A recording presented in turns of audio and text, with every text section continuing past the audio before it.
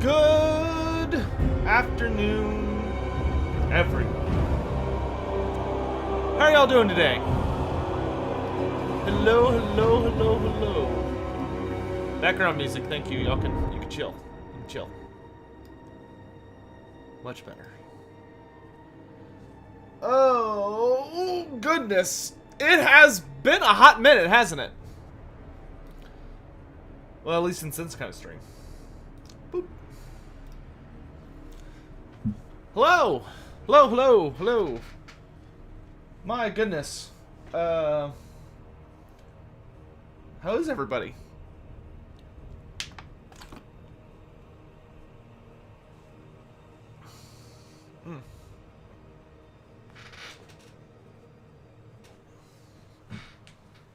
Happy Canadian Thanksgiving. Well, happy Canadian Thanksgiving to you as well.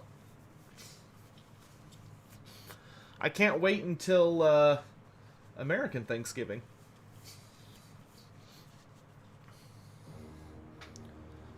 Oh, goodness. Okay, so, let us...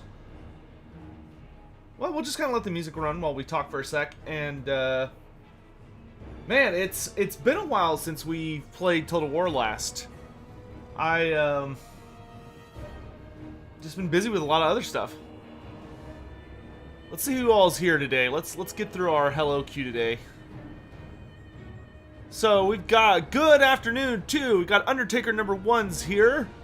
Bert Geronimo. It is skeleton time. It is very much skeleton time. Eldrin the Archmage. Old Magnum, hello.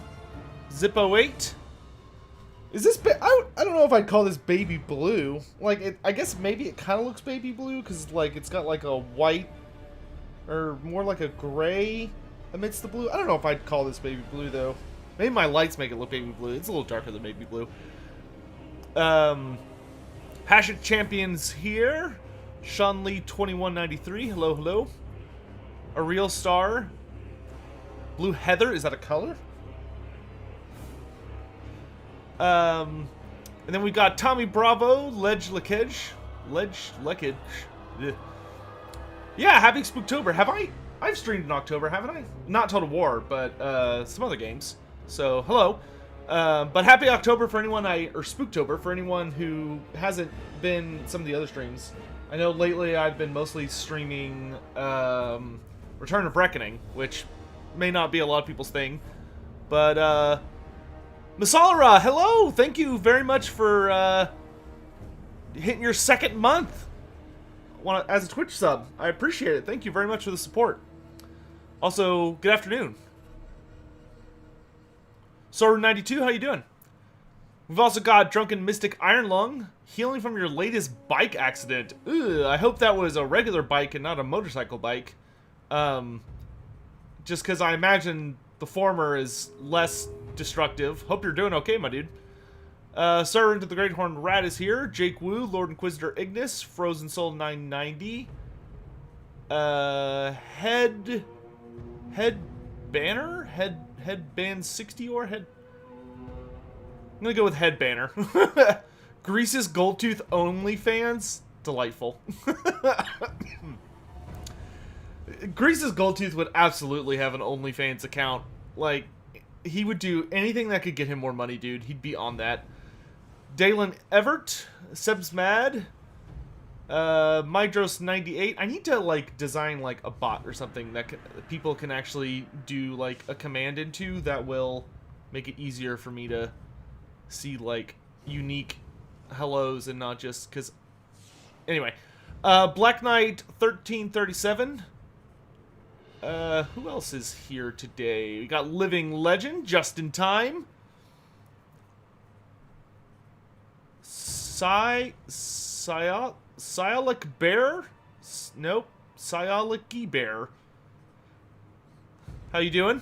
I've seen you a lot on Twitter. Good to see you at a stream, my good sir. Andy S. Eckhart Q. Professor Pone is here. Hello. Violent Evergarden. 1331 Thief. Yeah, we'll talk about that in just a minute. Jack Abs. You're new. Well, welcome, Black Knight. Hope you enjoy your stay. Darkness is also a weeb. Absolutely. Soul Rebel. When do I think What else are coming out? I'm hoping for an announcement this week. Liam Hosking, Dr. Zero. If we get an announcement this week, then presumably they'll come out in roughly 2 weeks. We need to get them before the end of October, though. I'm so tired of waiting. Oliver Goldberg. Hello, hello. Grebo. Hello, hello. Bartez Bayron. AVP Extreme. Good to see you. Jamon 2021. Hello, hello. Sith U. Hello. And a Carter Italian. We also got Sean Lee. Also resubbing over on Twitch. Thank you very much, my dude. Zoloski, hello. Ohibo, hello, hello, hello. Leshy, good afternoon. Happy Puppy, hello.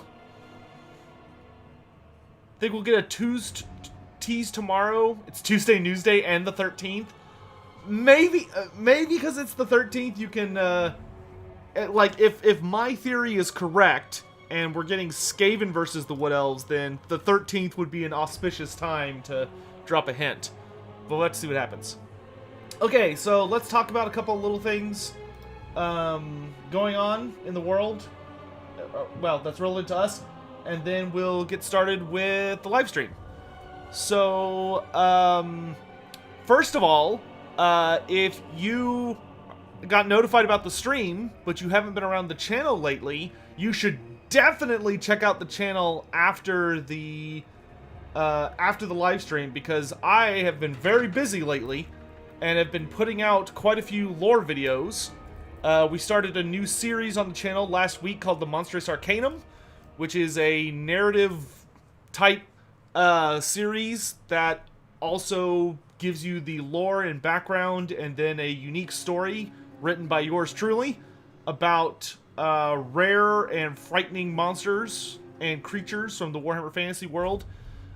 We've already covered 4 creatures in the first week, and hopefully people are really enjoying that. It's been a lot of fun to make. I've just been getting a lot of writing done, and it's been a lot of fun. Also, for those wondering about the Q&A series, the first episode of the Chaos Dwarves, I think will drop next weekend. No promises, but it'll be soon. So there will be Chaos Dwarf lore hitting the floor pretty soon. And then some other stuff may be happening, but I don't want to get into that just yet because it's not at a point where I really want to lean into it too hard. We get to see how they kill people, which is great. Absolutely. Knowing how a monster is going to kill you is half the fun. Hey, Captain Nemo, how you doing, man?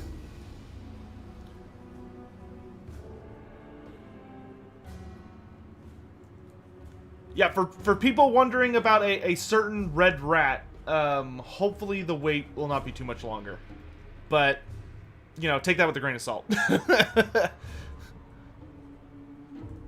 I still categorize that under the creative assembly version of soon, not the literal version of soon. But hopefully the stuff that's coming out will tide you over.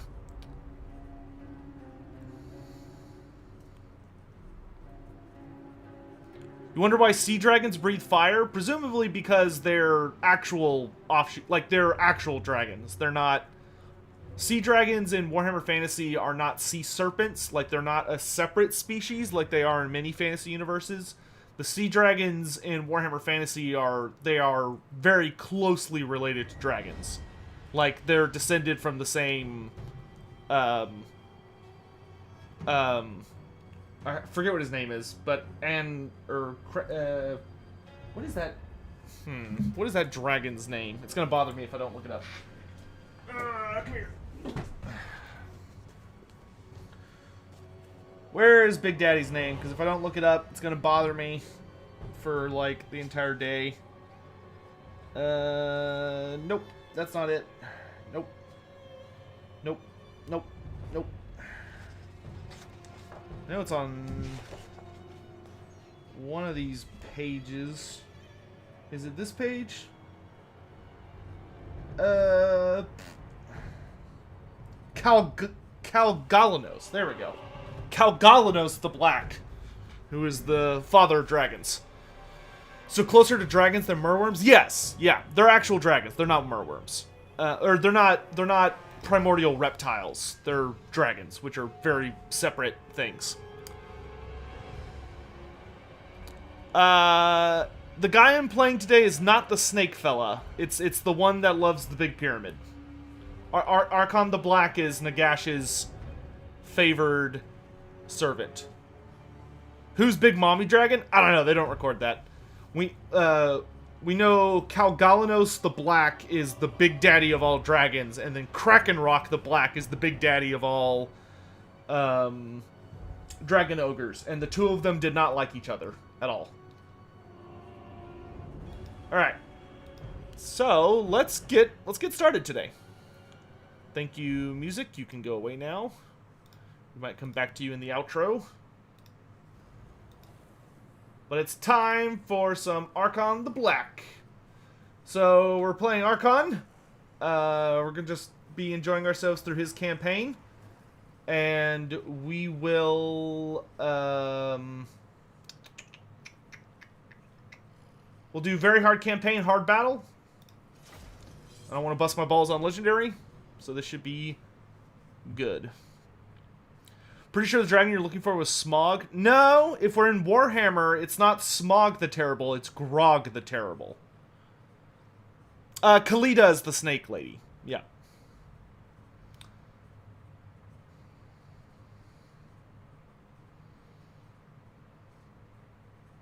Why do you think they hate each other to clear their exes? I don't think that's what it is. I think it's more because they're both dominant powers.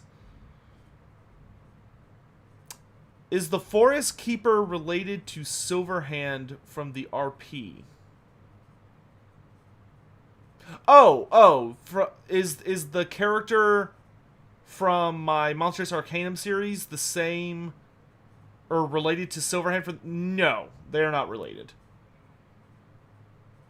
Have I had a chance to try Baldur's Gate yet? No, I don't want to play it until it's live. Our enemy's weaknesses are exposed. The followers of Nagash stand ready to do your bidding. The Knights of the Flame invade in some petty errantry war. Such fools should perish beneath the burning sun. The harsh environment of the desert claims many souls and cities beneath its sands. In exile, your tower has also... No game is show. Oh, I should probably unblock the screen. You know, like someone who actually knows how to stream. Such a force behind you. Search out your master's fabled books throughout the world. They are artifacts of immense power and are the key to the black... What, you can't just imagine the game? Gosh. You have to be able to see it. Your path is clear. Unite with your... You lack imagination, chat. You lack imagination. Once more. What is Arkhan's end goal? Arkhan's end goal, which you get more of his actual story if you play his Vortex campaign, but Arkhan's end goal is to resurrect Nagash. Which Nagash is, of course, he is the great necromancer. He's the first, he's the inventor of undeath, essentially. He created the Tomb Kings kind of on accident, but he created, and he also, his actions led to the creation of the Vampire Counts, also on accident. But he is basically a god. And Arkhan is basically one of his only servants that actually turned out to be super loyal. Most of his servants kind of ditched him. Or make a notable effort to backstab him whenever possible. Arkhan is literally the only person that serves Nagash who is genuinely loyal. I'm not too worried about getting attacked right away. So I think we're gonna start with getting horsemen. And Daddy wants... I want dire wolves and some more crypt ghouls to get us off to the races. All right. It's so good to see you all. Is Arkhan still alive when Nagash comes back? Yeah, Arkhan's the one that brings him back. Because everybody tries to backstab him. But, Arkhan actually manages to succeed. At least in the end time storyline, Arkhan succeeds in resurrecting Nagash. Which puts a whole lot of things into motion. Okay, so I want to get as many crypt ghouls as I can, and I want to get as many direwolves as I can. So we'll build up a 20 stack real quick, and then with our 20 stack, we will go punch the Bretonnians in the face. Am I looking forward to the hopeful Slongor model reveal on Saturday? Oh, is that when they're doing the next Underworlds reveal? Dude, I'm so excited for the next season of Underworlds. Like, obviously can't really indulge in it too much because of the coronavirus, but like I'm really hoping that the virus is kind of like over by next summer. Wishful thinking, maybe, but I'm really hoping, because I am just dying to play Underworlds in person. What was Arkhan's reward for resurrecting Nagash? Basically his reward, well, he got a bitchin' new mount. So that was nice. And he also got more power. That was also nice. And the thing about Arkhan is that Arkhan is insanely dedicated. A lot of Arkhan's original personality didn't really come back with him when he was resurrected. When Arkhan the Black was resurrected, a lot of his individuality was kind of supplanted by Nagash's own will. I think I'd actually rather have... Oh, okay, let's kind of have a mix here. Okay.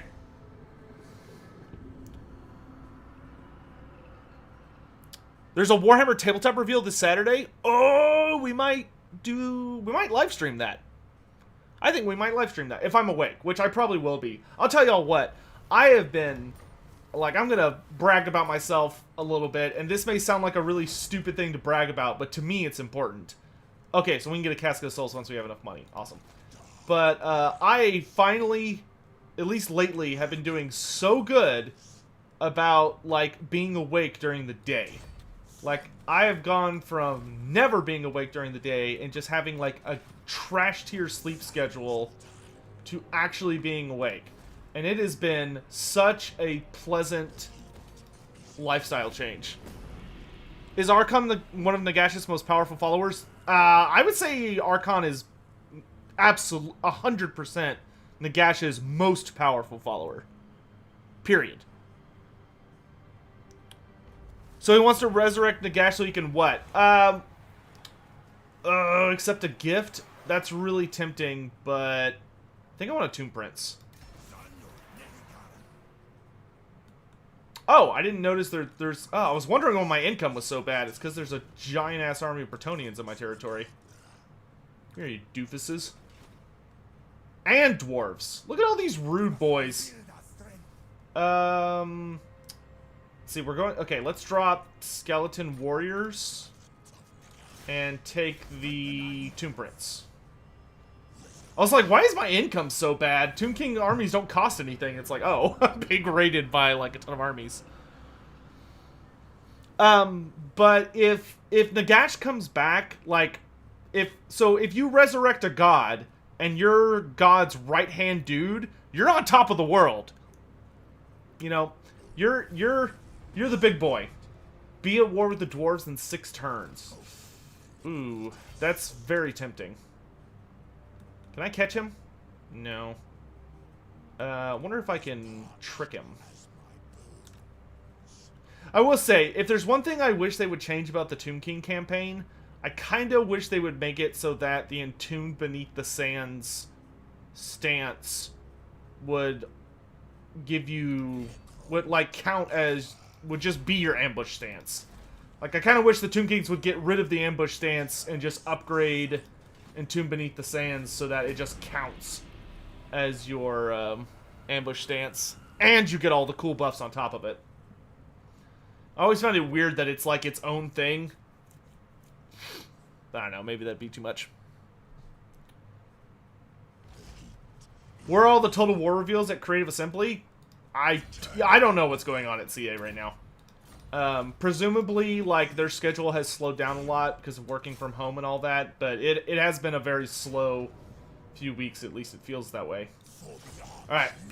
Let's spank some Night Boys. What have you released? Literally nothing.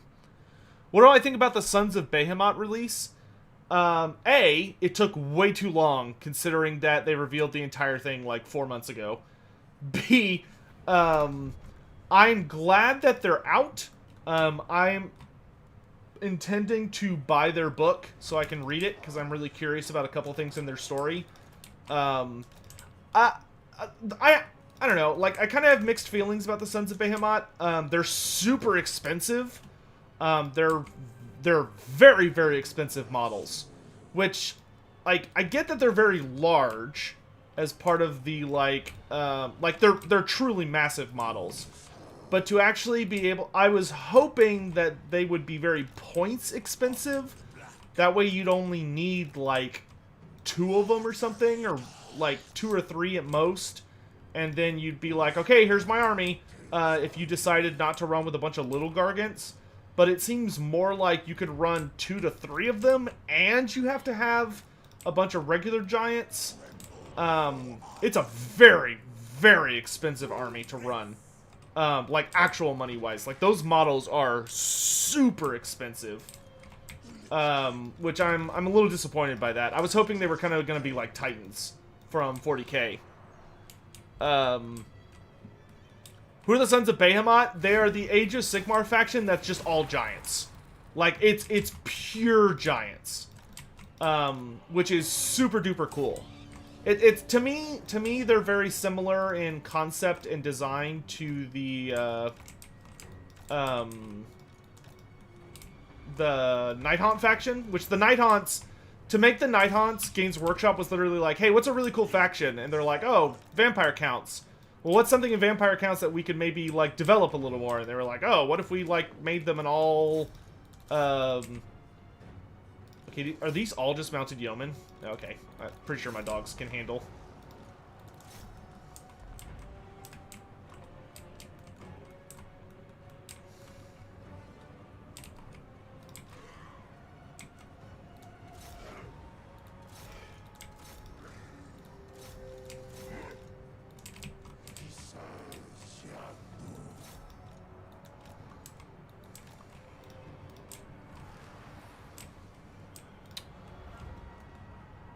But yeah, they're Destruction faction. They're very cool. I like their models. Their models are gorgeous. Like, I really like their models.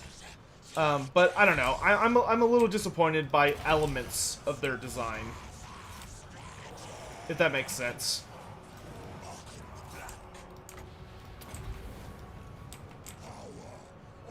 I guess let's bring you over here. They're doing a good job just leading them away. Looks like they caught one of them, but that's okay.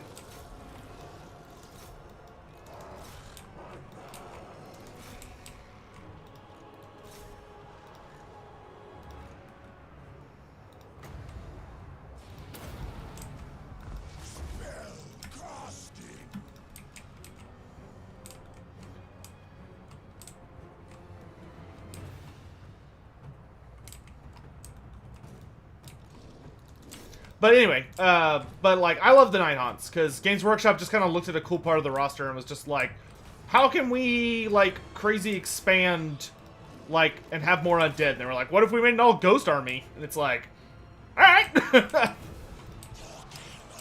But it also helps that the all ghost army got some, like, pretty bitchin' stories and unit design. Like, they're a very, very fun thematic army.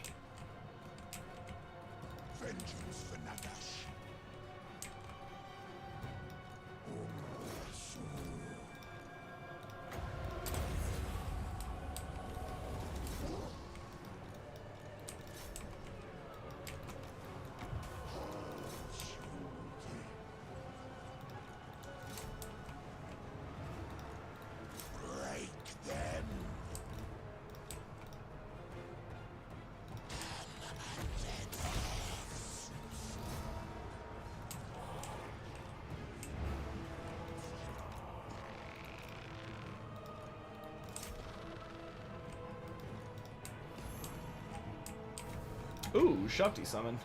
Don't mind if I do. They shall perish. Arkhan moves. Take the black. Necromante. Hobbies.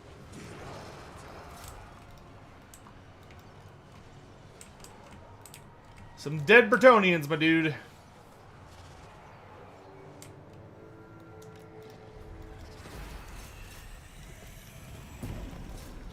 But enough about me. How are all you guys doing? Do I think Ulrika would make a good Kislev legendary lord? No. I think Ulrika would be a very good, like, Gotrek and Felix type character. So, like, a legendary hero that's available to the factions that she had, like, a narrative relationship with. So, like, I would just like Ulrika to be an extension of the Gotrek and Felix mechanic, but available to different factions. So, like, if you're playing as, like, the Empire, Vampire Counts, or Kislev, for instance, maybe those factions would be able to recruit her. But I would not want to see her for, as a legendary lord, no. No. I don't think she's nearly a big enough deal for that.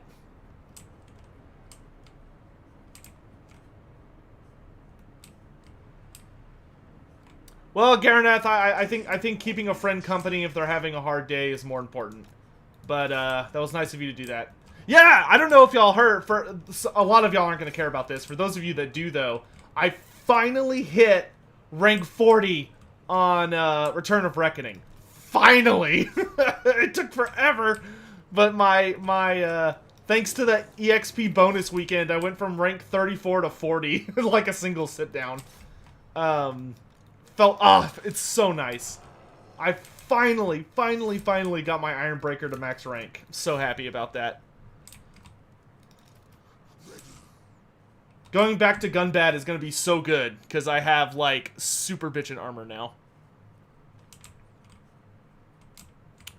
Why can't you choose an Ancient Stegodon Engine of the Gods for your army? Because it's a DLC unit.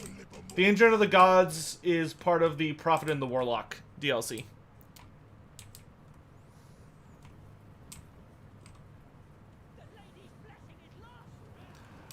What does being level 40 give you? Well, it lets you, like, actually participate in a lot of parts of the game, and, like, I've been grinding, a dungeon lately called Gunbad to get this really bitchin' armor set from it, because you have to have that armor set to do the more high-tier dungeons, but you can't put on the armor until you're rank 40. Have I decided my Halloween costume yet? I have not. I don't know if I'm going to do one. I might. I don't know. I haven't celebrated Halloween in, like, 10 years. Or something like that. I don't know. I've never been a big Halloween person. Like, I actually do something for the holiday now. But, like, I didn't grow up with friends that cared about it. And, like, after I got too old for trick-or-treating, it was like, it was whatever.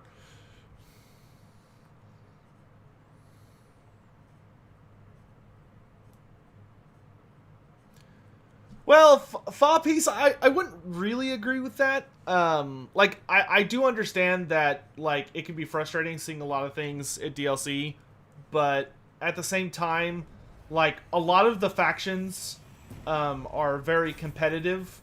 Like, you don't need their DLC. It helps to have their DLC if you want to, like, spice up your roster a bit, but, like, the Engine of the Gods, for instance, the Engine of the Gods is, it's a cool unit.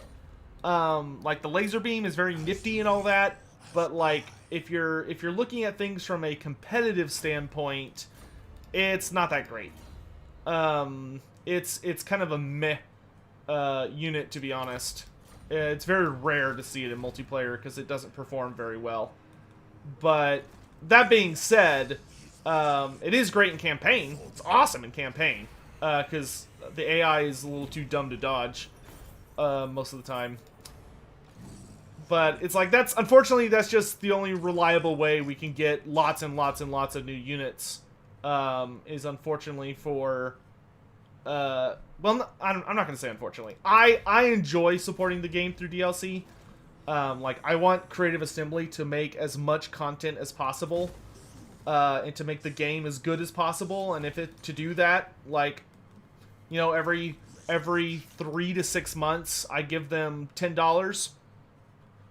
That I would support them much more heavily if they would let me.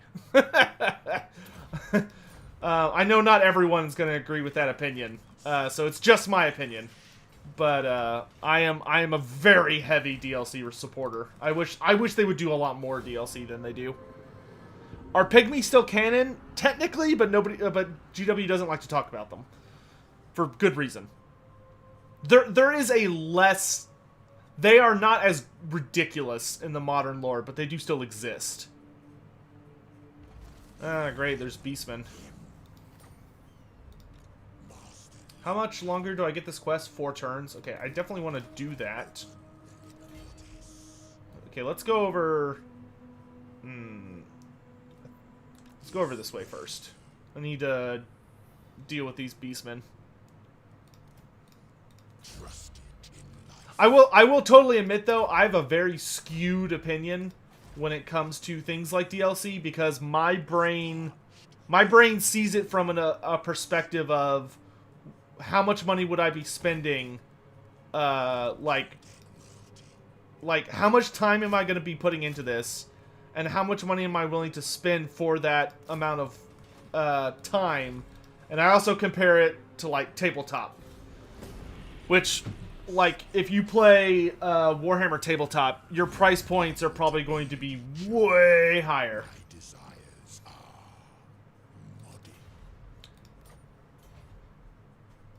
I really dislike that Arkhan the Black's undead buff is only with vampire counts. It really should be with all. It really should be with vampire counts and vampire coast.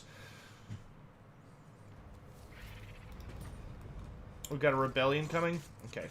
First thing we're gonna do is kill this son of a gun. Or if I can... I'm hoping he'll just fight me. Wait, I have a treaty with him? Oh. Well, whatever. Everybody hates me anyway. I'm Arkhan the Black. Nobody likes me. No point in trying to...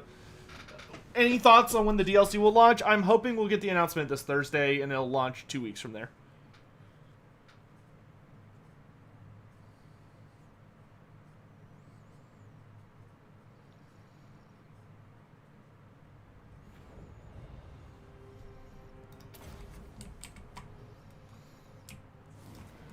That being said, the last important thing to really remember about the DLC is that it's a la carte, you know?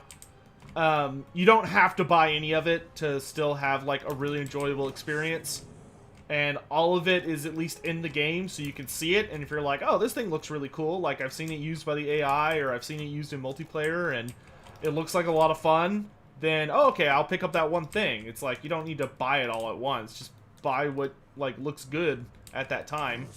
And then wait for discounts. Because you can get a lot of the DLCs, or a lot of even the main games at this point, severely on discount if you just are patient. Just be smart with your money.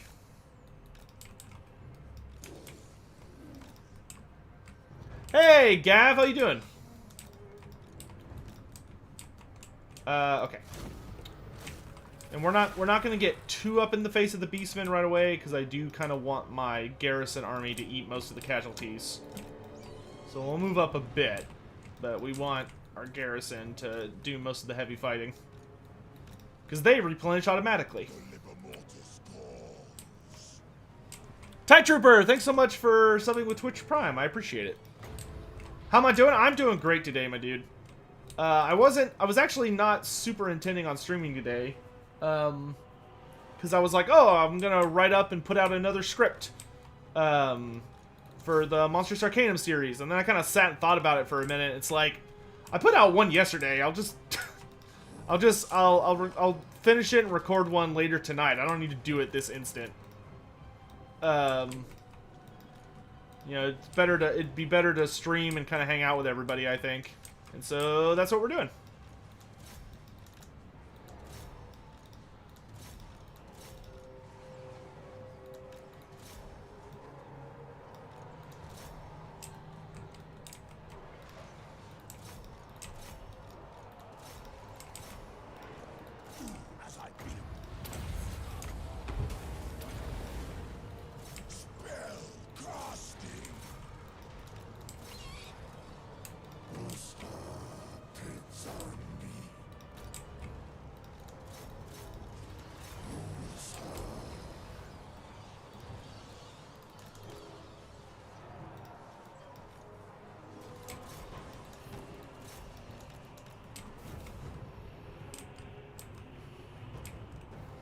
I'm a machine? No.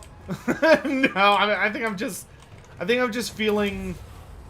I think I've just normalized my sleep schedule for the most part. I mean, some nights I stay up really, really late, but for the most part, I've gotten a lot better about having a more reasonable sleep schedule. But I think the most important thing is that I'm not, is that I don't know. I've just been feeling relatively inspired lately.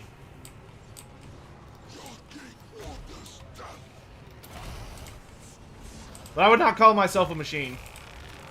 And if there's one thing that I've definitely noticed, it's that I think due to like how frequently I would take pretty serious breaks, just because of mental health or whatever, I think a significant amount of people on the channel are not super aware of what's going on anymore. So I think it's gonna kind of take a bit to get the word out and get people back on and see that stuff's happening again. But I'm okay with that. It's kind of been interesting actually. The last like 2 or 3 weeks, it's kind of like felt like slowly building up the channel from scratch, which isn't necessarily a bad thing. It's just interesting. Was Azhag around during Vlad's Vampire Wars? Oh no. No. Vlad von Karstein lived his life, or the Vampire Wars happened about. Vampire Wars happened like a good 500 years before Azhag. Vlad was a distant memory by the time Azhag came around. And to the best of our knowledge, Azhag never encountered any undead.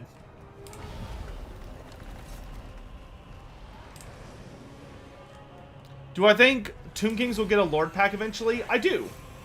I think there is a very realistic chance the Tomb Kings will appear in a Lord Pack that finishes them off. I think they'll get one. Where we'll get like the Kimric Titan, one more Lord. I think the last Lord will probably be Ramhotep the Visionary. And then we'll probably get like Prince Apophis as a legendary hero. And then they'll be like, we're done. Okay, I'm just gonna spam cast Lore of Nehekara spells now so I can heal my army a bit. How do people play PvP? As long as you own Total War Warhammer 2, you are in the modern PvP market. PvP in this game is not dictated by like what, like you can play anybody as long as you're playing Total War Warhammer 2. If you own any DLC or you own the first game, that opens up what factions you have as available in Total War Warhammer 2. But if you own just Total War Warhammer 2, like you don't own any other game, you don't own the first game, you don't own any of the DLCs, you just own Total War Warhammer 2, you can play against anybody, regardless of what DLC you have and what they have, as long as you both at least have the second game. To play the games to play the races from the first game, you have to own the first game. And if you want, like, the DLC for the races in the first game, well, you gotta own that, too. So, like, if you want to play Wood Elves, you need to own the Realm of the Wood Elves DLC. If you want to play,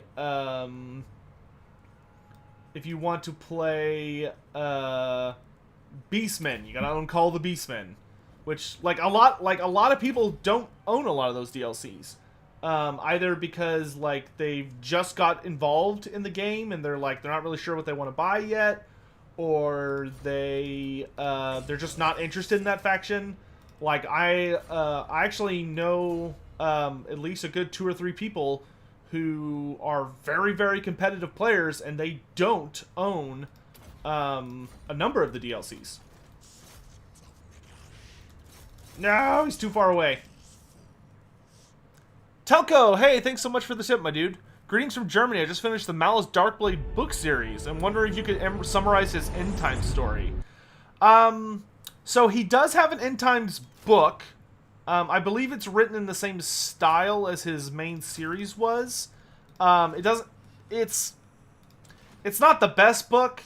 Malice kind of got shafted in the end times. His story, basically what happened to Malice is that he, of course, never gets rid of Arkhan, even after he gathers all the artifacts and everything. But basically what happens to him in the end times is that he gets put into a position where Malekith basically, like, promotes him to lead his armies. And so he leads the armies across Ulthuan. And he's doing okay until he runs into Tyrion. But the problem is that when he runs into Tyrion, Tyrion's basically God mode in the end times, because he's like at the height of his power and is already like a pretty terrifying character as it was. So when Malice fights him, what happens to him in the end, if I recall correctly, the thing I know for certain is that he basically gets tricked by this character named Dakala, or no, God, what was her name? It was I forget what her fake name was, but it's Morathy. It's Morathy in disguise. And Morathy in disguise basically does something to Malice. So when he gets himself in a really bad spot and he tries to call upon Zarnek's power, Zarkon's power to buff himself, it ends up that because of what she did to him, the demon just completely takes over. So, the demon inside Malice literally wins and completely takes over his body. And by completely taking over his body, proceeds to basically turn him into a demon prince, essentially. Granted, Malice dies in that moment. Like, Malice dies. Period. End of story. His consciousness is gone. Like, he's dead. For all intents and purposes.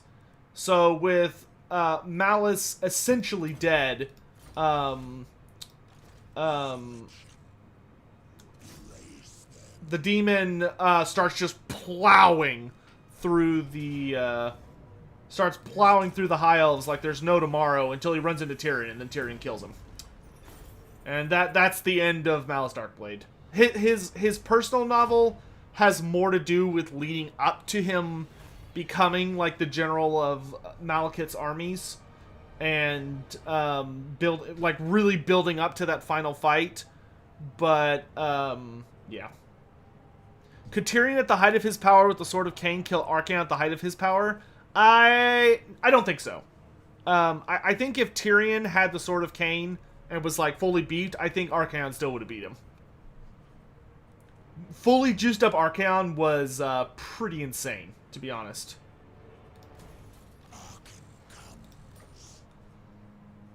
Okay.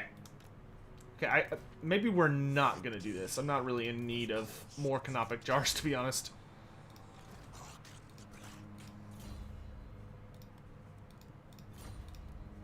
Okay, more ghouls, please. I forget, does he have a unique ability for his units? Yes. Legions of Dead. Okay. Oh, it's faction-wide. Well, that's good, at least.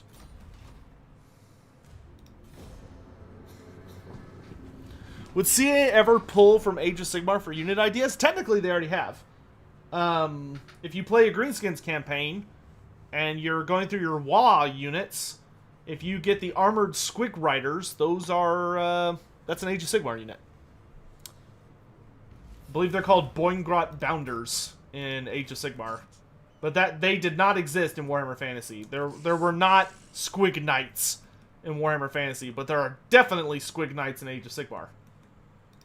Which is that's a unit I am totally okay with being added, because it's a super cool unit and fits very thematically. Alright, let's get to Lashik.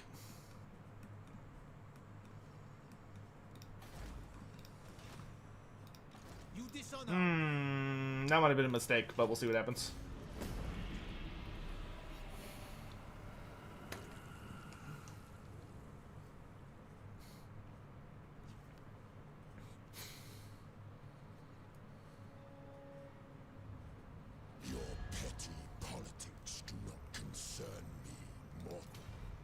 Of course. Literally the second I walk out of my house. Ah, dang it. I was like, come on! Come get me. Okay, we just need to pay careful attention to make sure the dwarves don't attack me in the back. Ooh, that's a lot of stuff. So let's be sneaky about this. Let's do it more over here. And we'll hop into ambush stance. I'm kind of thinking once we have enough money, we should put... Okay, we do have enough money. Yeah, we should probably put this here.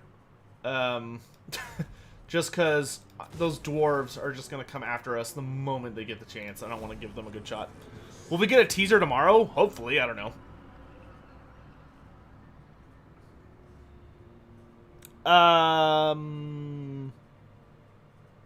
Linksies. What do you...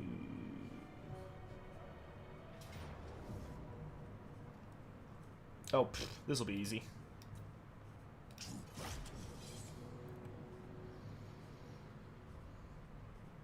Grimgor almost defeated Arkhan. Well, yeah, but Grimgor also had... End Times Grimgor was also an incarnate.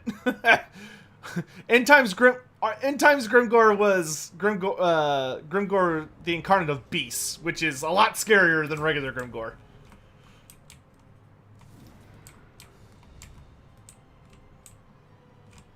Will I have early access? Hopefully.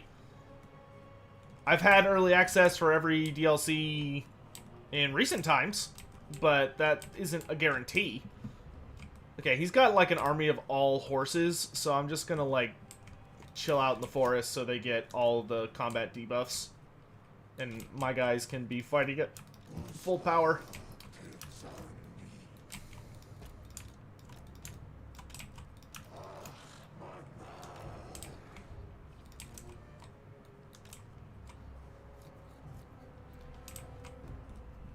Do you think this is the last Lord Pack? No, I think the Beastmen will also get one. Unless this one, like, doesn't sell well. Well, no, that shouldn't matter, honestly, because they'd have to have started the Beastmen already. For it to be, like, available in time, I would think. But, I think there will be at least one more. I think if they're gonna do Wood Elves, then they're also gonna do Beastmen. I'm honestly a little surprised they didn't do them versus each other. Well, no, I guess I'm not. When they originally announced the Wood Elves, I was like, oh, it'll be versus Beastmen. But then they came out and said that it was against a Game 2 starter race. Or a Game 2 race. I forget which it is they said.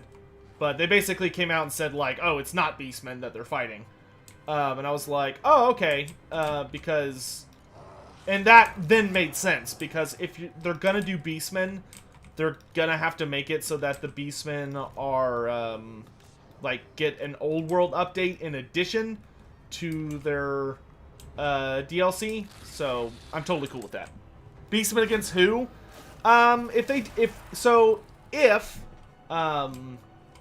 If we get... Oh yeah, I forget that the Tomb Scorpion can actually hide in forest, so the AI can't see me right now.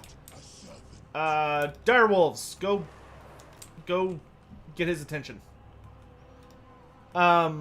If we get Skaven versus the Wood Elves, which is my current hypothesis, hasn't been confirmed, but it seems very likely. If it's Skaven versus Wood Elves for the first one, then if we get Beastmen afterwards, I think it'll either be Beastmen versus Dark Elves or Beastmen versus Lizardmen.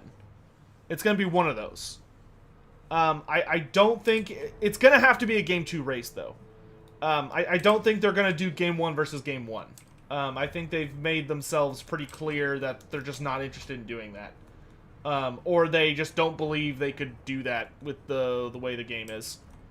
Sigmar playable in Total War Warhammer 3? No. No, I don't think so.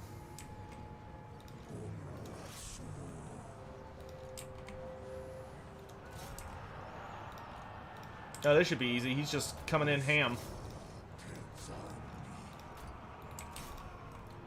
Come and get it!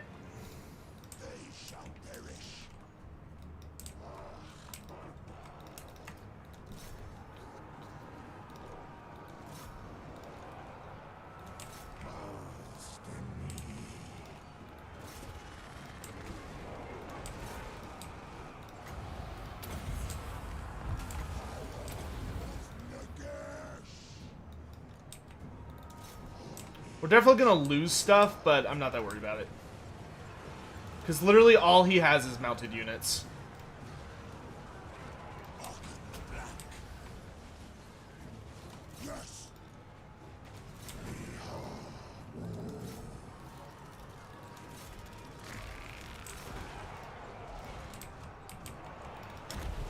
Let's get that anti-large bonus going.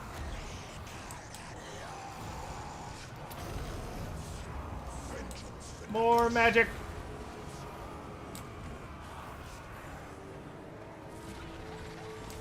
Where's their general?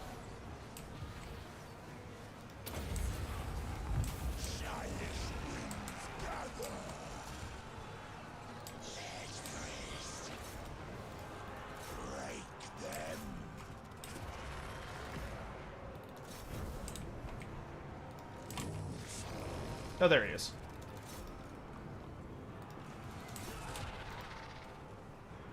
Pretty sure my Scorpion could solo this army if given enough time, but...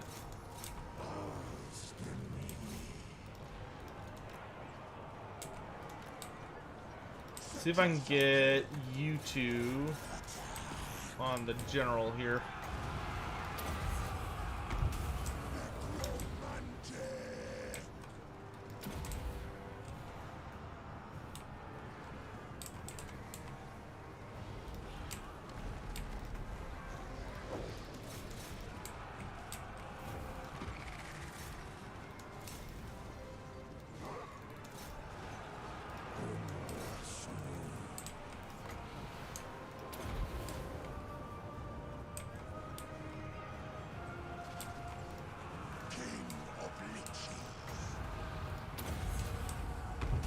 Gonna keep getting those spirit leeches.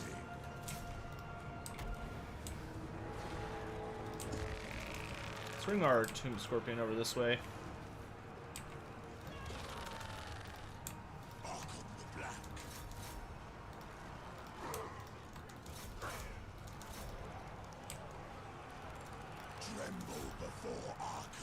Yeah, we need to get rid of all these characters. Nakai is so lackluster. Nakai turned out a little weird. I'll be honest. I think that it would not be that hard to fix his campaign, because I think the character himself is honestly fine. Like, I think Nakai is enjoyable to use. I think it's just his campaign turned out a little bland, because he basically they tried something. With his horde idea of being like, oh, he's not a real horde because he, you know, he has the whole situation of he does not, you know, he can take territory, but he gives it to his vassal. But I think where they screwed up is that the vassal faction doesn't do anything.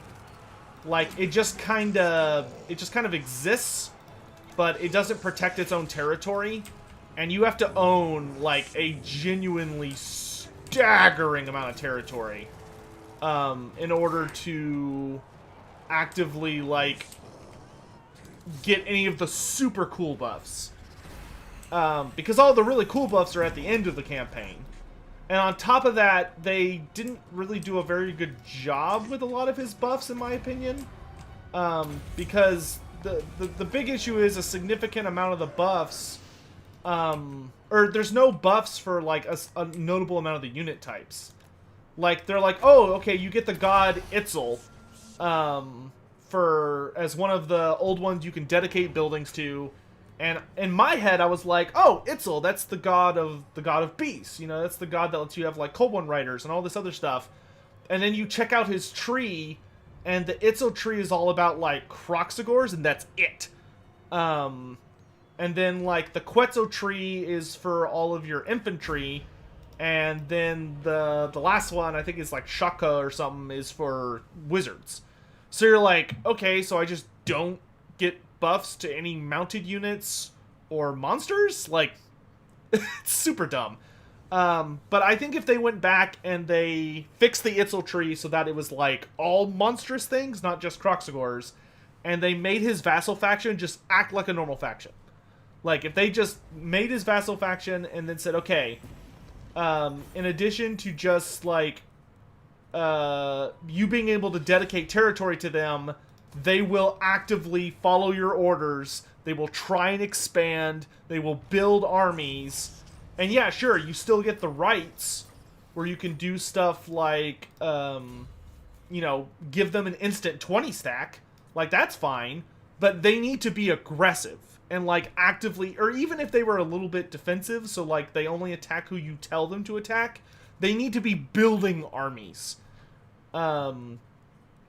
Because Because right now they just don't do anything, and it's painfully noticeable.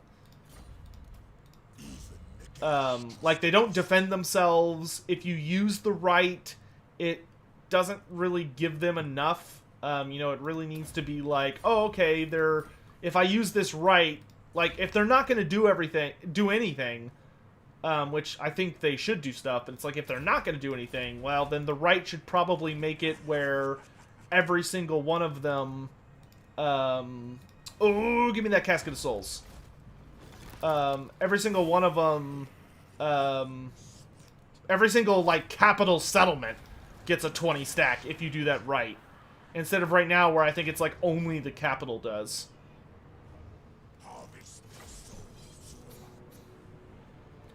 What faction am I most excited about that might come with the release of Warhammer 3? Ogre Kingdoms. I am beyond excited for Ogre Kingdoms. Warhammer 2 is not a done game until they fix Chaos, Beastmen, and Wood Elves. Eh. I mean, I think those are going to happen, but... What is the most destructive or devastating of the winds of magic to wield? I mean, if you're looking for pure destruction, the most destructive wind of magic, like, hands down, is fire. Fire is the biggest one about just, like, pure, like, wild destruction and doom and death. Death is obviously a very, very deadly lore, but it's also a lot more focused. Fire is your go-to lore if you're just wanting to unleash wanton destruction, and you don't really care about, like, the casualties or, like, issues you may be causing.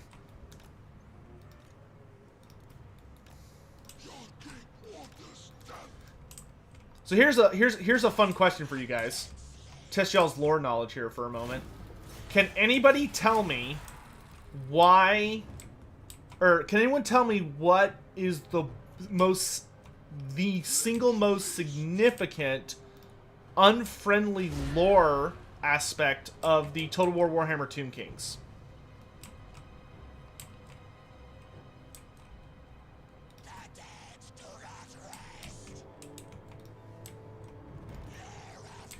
Curious if anybody knows off the top of their head.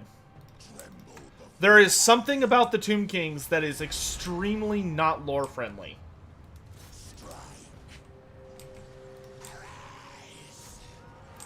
Yeah, Zexane got it. Skeletal steeds. That is correct.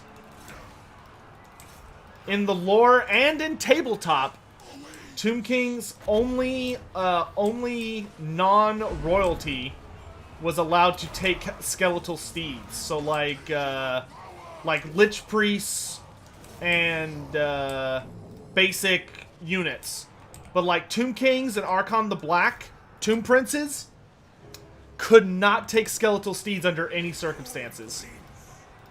Because they viewed them as like dirty creatures of the earth that only the peasantry were allowed to ride. That's why they all had that's why they all have chariots.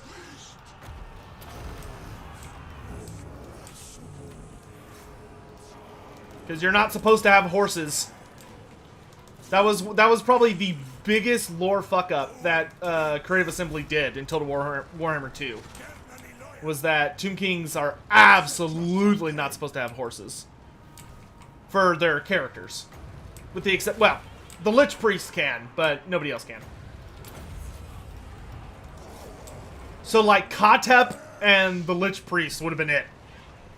But if you play this game and you put Cetra the Imperishable, a Tomb Prince, or a Tomb King, if you put any of those guys on horses, you have committed heresy. You have committed absolute heresy. Give me some anti-large Crypt Ghouls. We're gonna win this, it's just gonna be a little messy.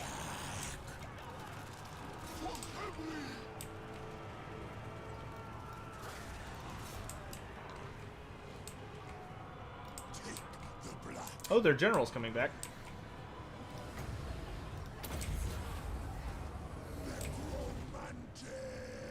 What did high status Tomb Kings ride pre-chariots? They didn't write anything.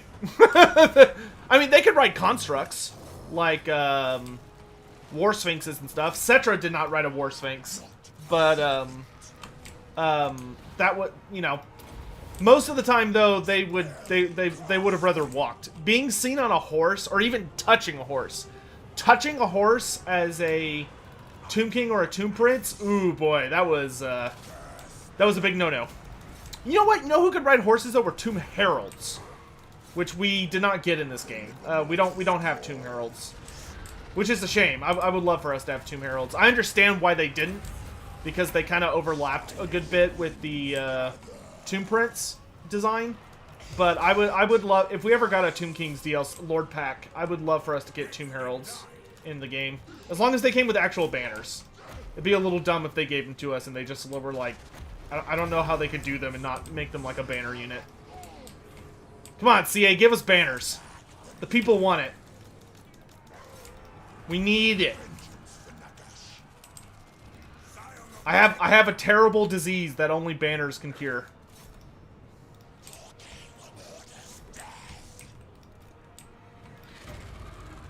Is their general dead? No, but okay, they're shattering.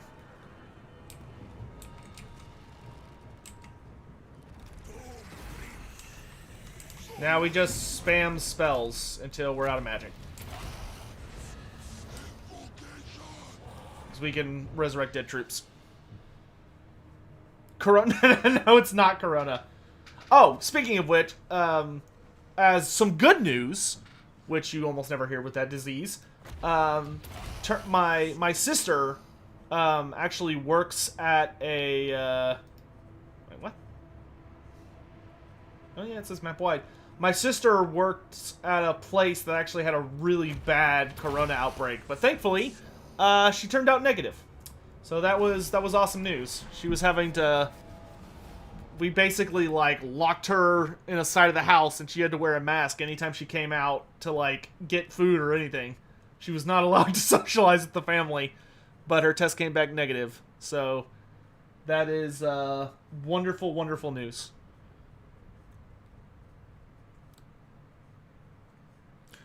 So in the lore, it's very, so Mr. Unique Name, there is a, when you read the Tomb King's Army book, there is like a specific lore section explaining why they don't have horses for mounts. And the reason is that in Tomb King culture, horses were seen as like very filthy creatures, because they're always like getting, like, they kick up a lot of dirt and all this other stuff, and there's a lot of like religious and cultural reasons to it. It's not like Games Workshop forgot to give them horses and then they were just like, and then you just have to fill in the blank. No, there's like an explicit storyline to it.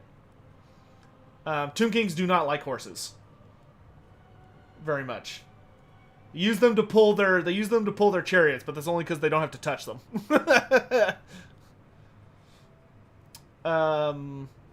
Let's see. I think we'll have him... Let's do Righteous Smiting. Okay, and then we're gonna haul butt back home, because our army is, like, super beat up.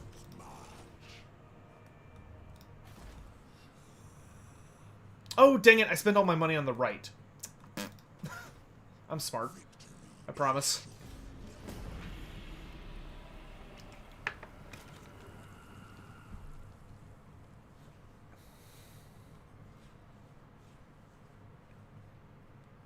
Yeah, John Luckhole, there you go. Yeah, the horse is the laborer's tool. Absolutely. Yep.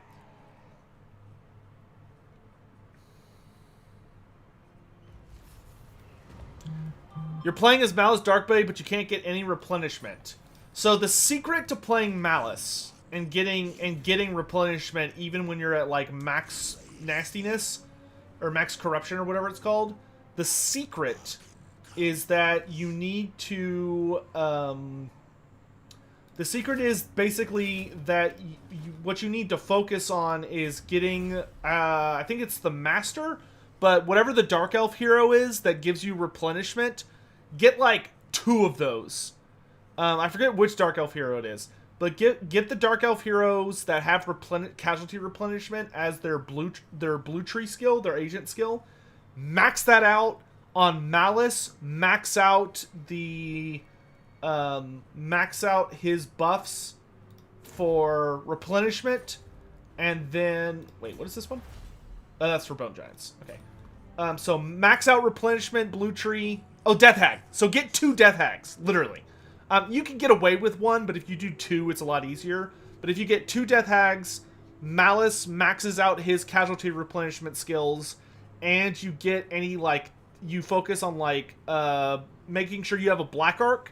Have a Black Arc that's designed around replenishment. You will have so much replenishment. But you need a Black Arc, at least 1 Death Hag, and Malice to max out his skills. If you do that, you should get plenty of replenishment. Just make sure your Black Arc is in the correct stance. But the Black Arc is the real key. It's the thing you, like, absolutely need. It's non-negotiable.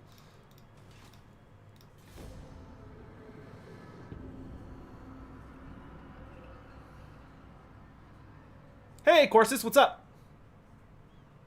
Would I do a Nagash faction? Absolutely. Does Kugoth Plaguefather hate the Chaos Dwarves the same way he hates regular dwarves? I don't think so. I think his hatred is rather exclusive to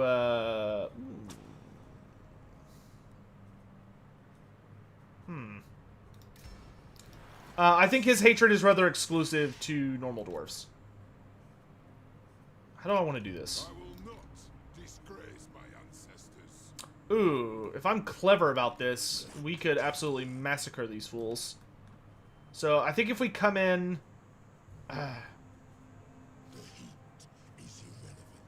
think if we come in like this, his reinforcement army will come in at like a really awkward angle. And if his reinforcement army comes in at a bad angle, we'll be able to chop him up. This is not actually going to be a super easy fight. Dwarves are pretty nasty for Tomb Kings, but I think we can beat them. We have a lot of characters. Save just in case. As long as we can get on that reinforcement army.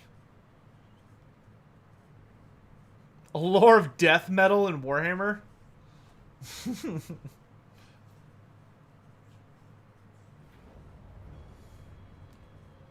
Perfect. Just what Daddy wanted. Just what the doctor ordered.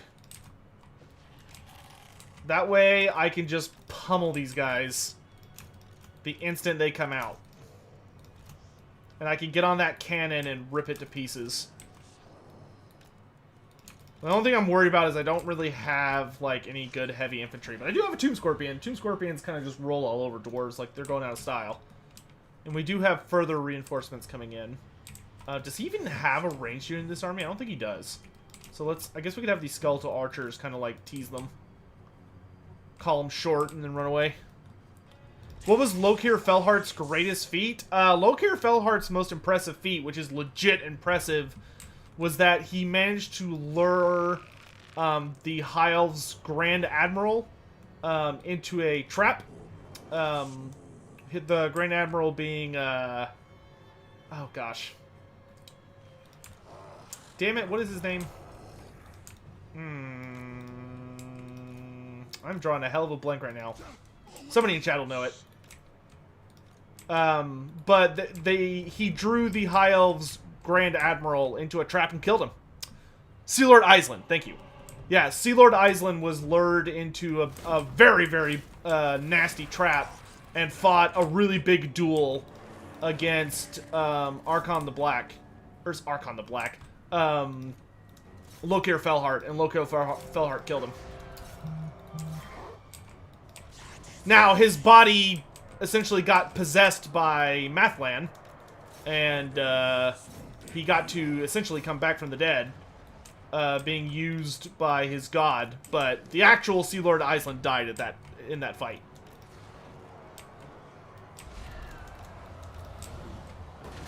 Oh, damn! Oh, that was a brutal hit. Oh my gosh.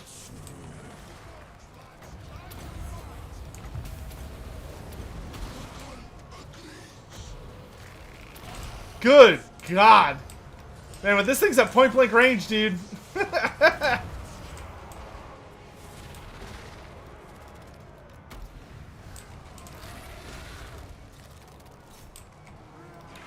Snip, snip goes the Dwarf Lord. This will be a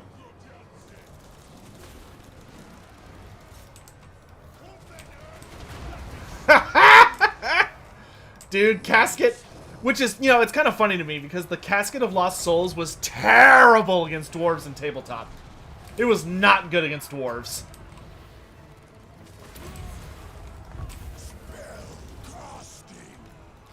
Because it used to do damage based on your leadership. And dwarves are like, oh, I could do that all fucking day. And you're like, yeah, whatever, just roll your damn dice. Roll your dice and shut up, nobody cares. Is Madflan an elf god, a human god, or both? He is the elf god of the sea. The human god of the sea is Manan. There are many similarities between the two of them, but there are also distinct differences. They do not seem to be the same entity.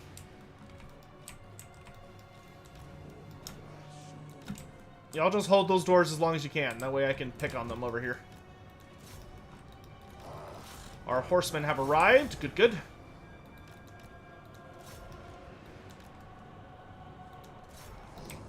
Don't let them escape!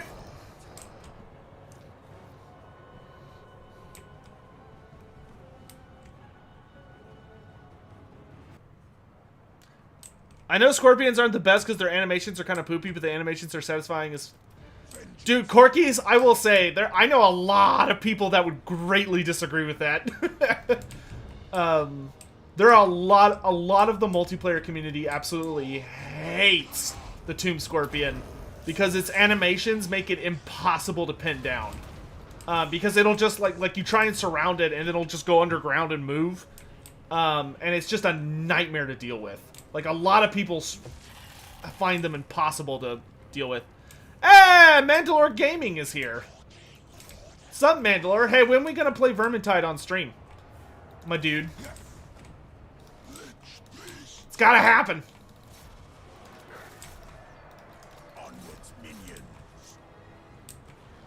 What's Mandalore doing here? I mean, what is he? Where else would he be? This is the hopping place to be, isn't it? This is the cool kids club.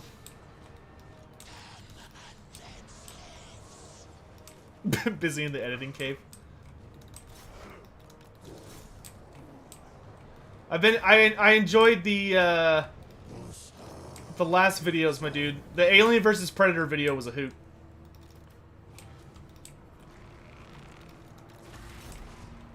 Yeah, these dwarves are not having a cash money time.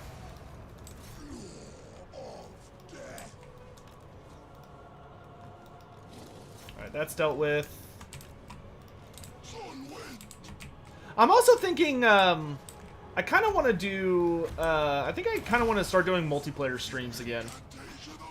I haven't done multiplayer in so long on the channel, and I've gotten, like, hilariously rusty. But I kind of want to get back into that.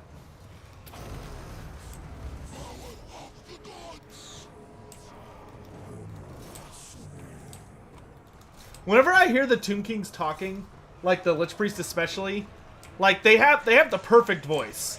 But whenever I hear Tomb Kings talking, all I can think about is that, like, the Tomb Kings are actually just regular people, but they've woken up in the middle of the night and they don't have water next to their bed. So they're just like, you know, when that ever happen, you just wake up and your throat is so dry. The breathing and talking are just like agony. I feel like that's just the Tomb Kings in a nutshell. It's all you need to understand to get their playstyle, or to get their lore and understanding. Yeah, I love the voice acting in this game.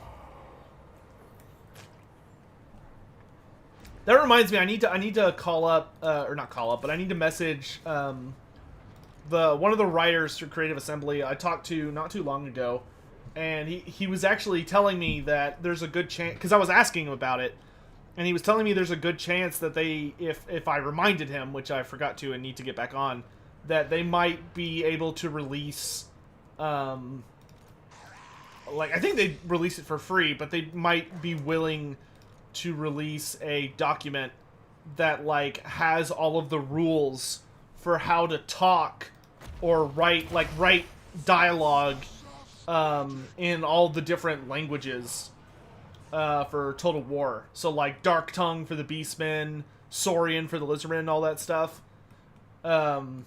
Which would just be so awesome, because some of those languages, like Games Workshop gave vague details about how to like write and speak it in some of their older books. Like there's really good rules for if you want to speak or write Khazalid, for instance. Like the dwarf language is very well documented, but if you want to like understand the Nehekaran tongue, or Altharin, which is the Elven language, or the language of the forest spirits that Durthu speaks, like they have legit rules for that over at CAHQ, but they were never like printed. And I'm like, release it, do it.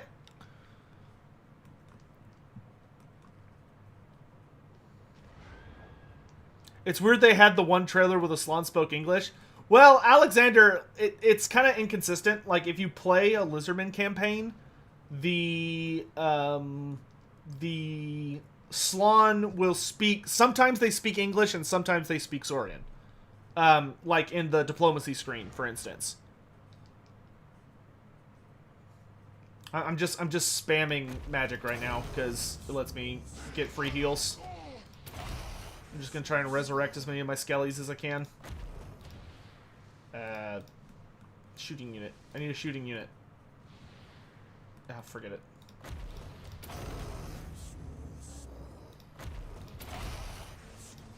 That's good enough.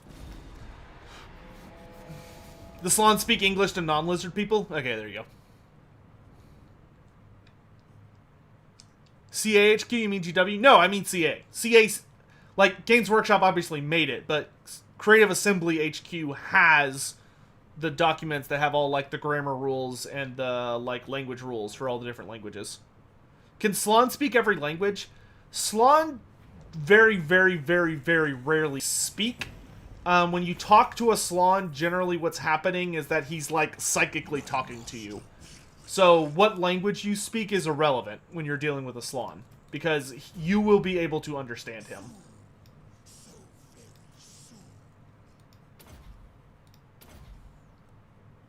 Oh, I don't know. I kind of want the Dead Sand Sentinel. But I also want money. Okay, well, okay, we'll do both.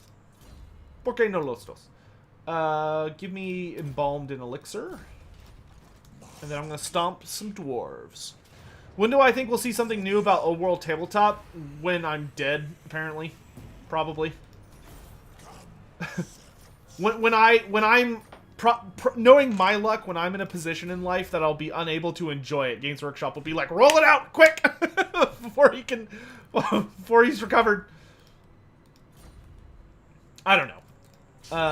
Apparently they have Warhammer Day coming up this weekend, where they're going to be like announcing and releasing like a ton of stuff. So we might get a little tidbit this weekend.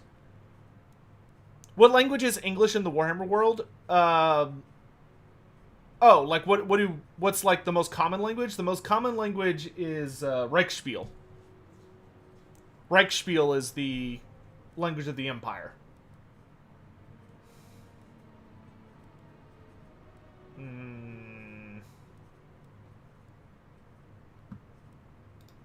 Make that spell cheaper. Give me walls!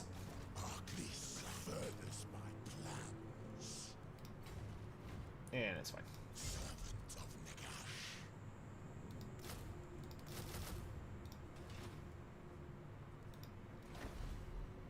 Oh, I can get the Flock of Juff. Yeah, I'll go ahead and do that. That is a very good unit.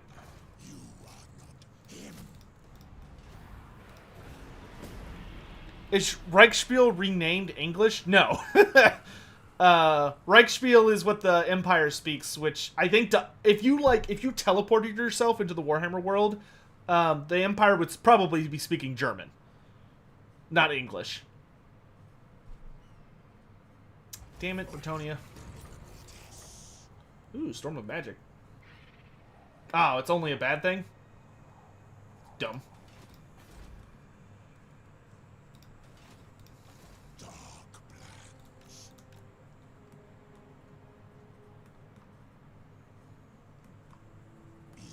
Alright, he's almost assuredly going to take the Sorcerer's Islands. But, honestly, I'm not too bothered by it, because the longer I take to take his territory, the longer I get to just, like, continuously bolster my troops. Okay, let's maybe tone it down on the Crypt Ghouls. Give me...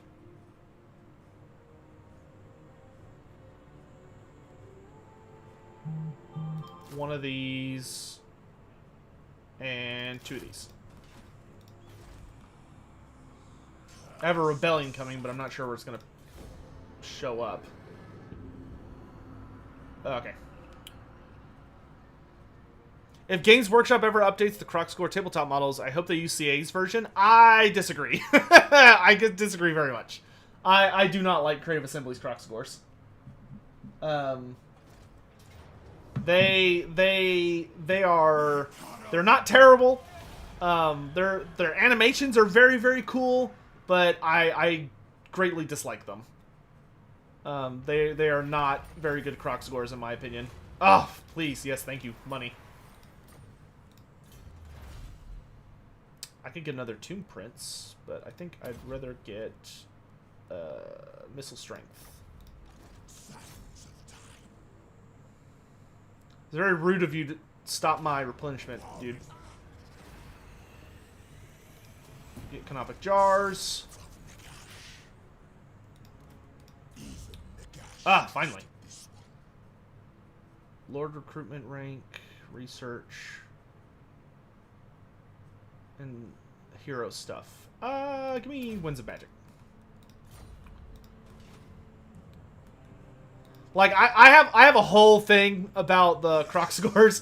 I don't really want to, like, get into it too much, just because it, like, takes forever to get through it. But I'll say this. Here's what I'll like, kind of rest my case on, is that at the end of the day, the biggest things about Crocscores, physically, and their design, is supposed to be that they're very tall, and they bear somewhat resemblance to Saurus, because, they're supposed to have, like, really stout, powerful jaws, not super-duper long jaws. They're supposed to have weapons that are chained to their bodies, because the thing about Crocscores is when they start fighting, they get wrapped up in doing bestial things. Like, yeah, Blood Bowl has a lore-accurate Crocscore. Yep. The Blood Bowl 2 Crocscore, perfect. The Blood Bowl 2 Crocscore is what all Crocscore should aspire to be. Any Crocscore that is not the Blood Bowl 2 Crocscore is wrong, in this man's opinion. I actually talked to some modders about having the Blood Bowl 2 Crocscore imported into the game so I could use that instead. But to do that, I have to get permission from CA. So I talked to CA, and they were like, "Oh yeah, we could do that, but we have to do that. They have to talk to like this, and I was like, you know what? I'll deal with it later. Like, we'll get. Why don't we get to like Warhammer 2 being over with, and then maybe I'll ask about it. But I'm not gonna bust everybody's balls over it.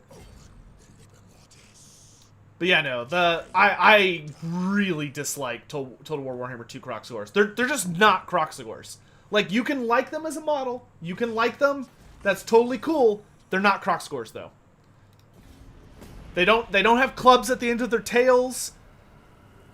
Total War Warhammer 2 Crocscores are just big dumb crocodiles that learned how to walk on 2 feet. That's all they are. I hate them. I absolutely hate them.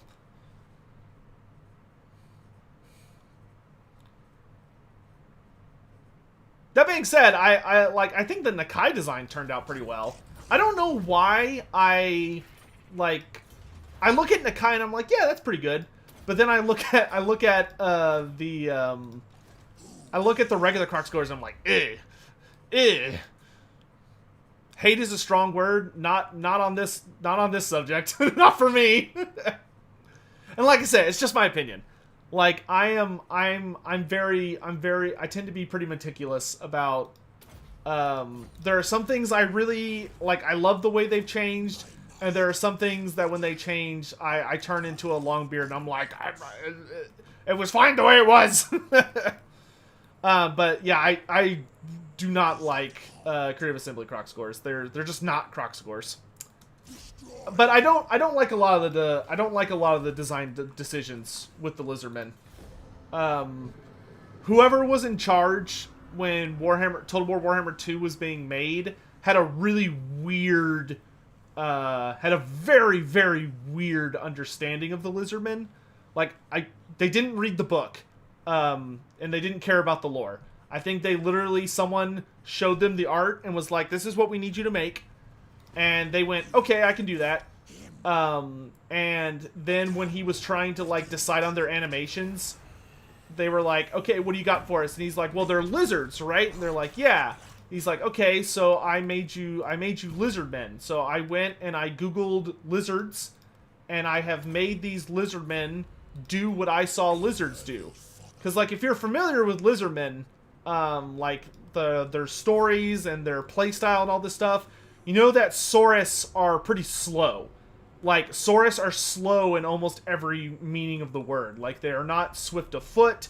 They are not swift of mind, particularly, unless it comes to, like, matters of war.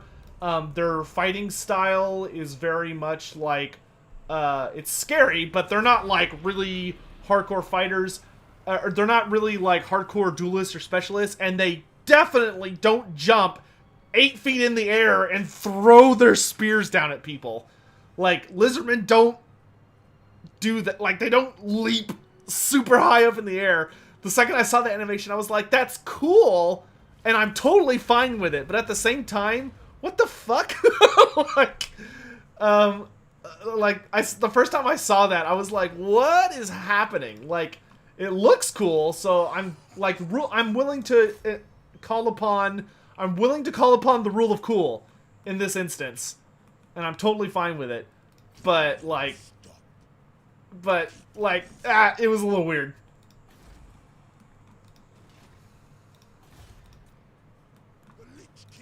Okay, I'm not leaving until I take Lashik. Capital be damned.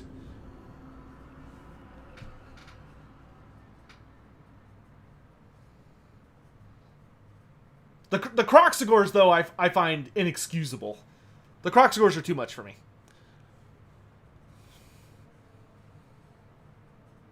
Corkies. So what's probably happening to you, Corkies, my dear dude, is your PC is fine.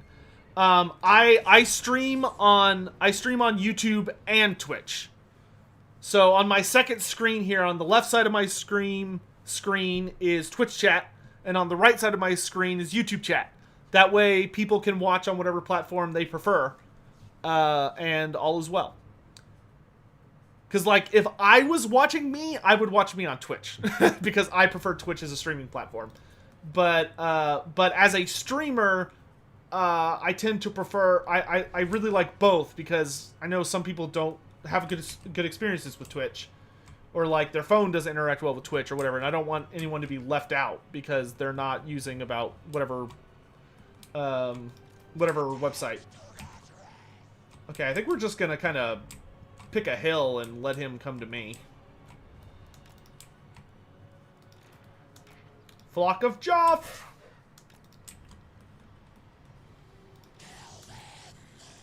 That being said, just so I'm perfectly clear, I do want to say, if you like Total War Warhammer 2 Croc scores, that's totally cool. You do you, man. If you're like, man, I love the way these gators look, that's awesome. I'm glad that you found something you liked. But I will simply say, not my thing. How old is Ungrim? Ungrim's up there in age, but he's certainly not the oldest of the Warhammer Dwarf Lords. I would say Ungrim is probably in like his 200s, late 200s at best. Where do you find my Twitch channel? Can you link it? If you're in the Discord community, I link it pretty frequently. But if you want to look at it, it's just twitch.tv/loremasterofsotech. No spaces or underscores or anything.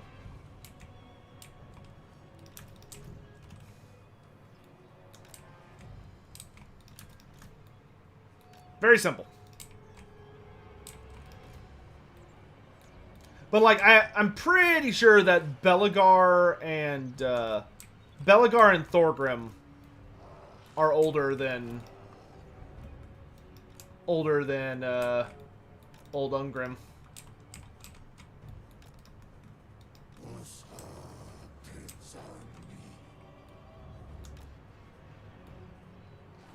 Well, I don't think the animations of the Croc score really matter when you're like comparing styles, because at the end of the day, if the Croc scores looked more like what I would want them to look like, they would probably still have the exact same animations. They would still have the alligator death roll.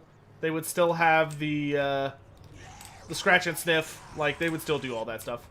Thoughts? Any thoughts on the Mega Gargant prices? I will definitely not buy any of them. I'll tell you that. I mean, I think they're too expensive. I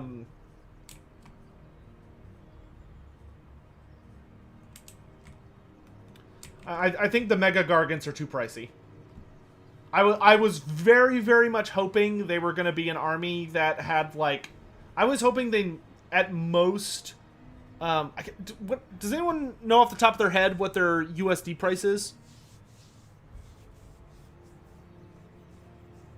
Because when it comes to new releases, most of my releases tend to show up in pounds. How did Ungrim and Thorgrim not get turned to stone when they become incarnates? The only way a dwarf turns into stone when it is that they have to have a lot of magic that they then lose control of. A dwarf can channel magic through themselves. The problem is if they miscast, or if they, like, lose control of it. So, when they become incarnates, presumably, binding the magic to their bodies does not seem to result in a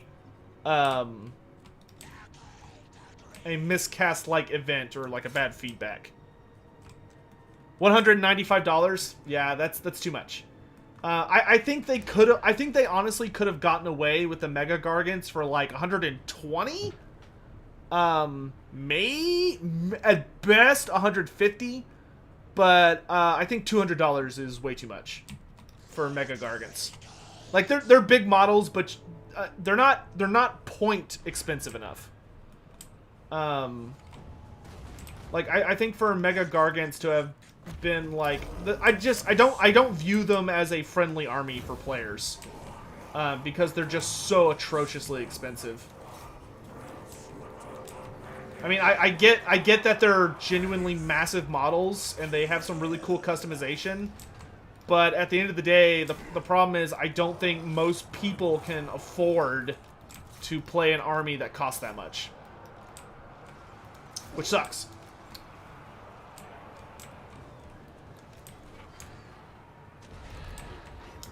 Like, that is a prohibitively expensive army. Because you can't just get one, you know? Like, to be able to play the army, you need way more than that.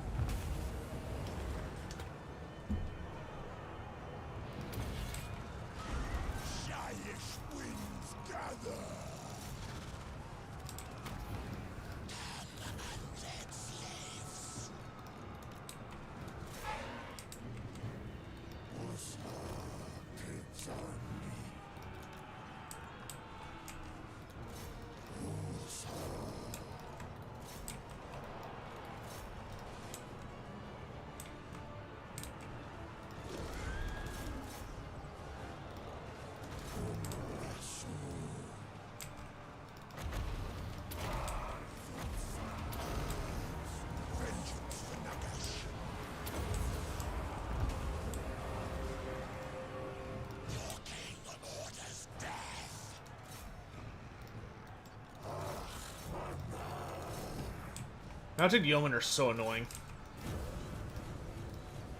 They just keep coming. They break, run away, and come back. Break, run away, and come back. It's like, good grief.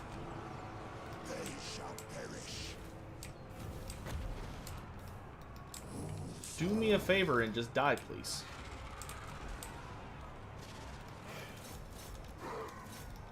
I command Animus.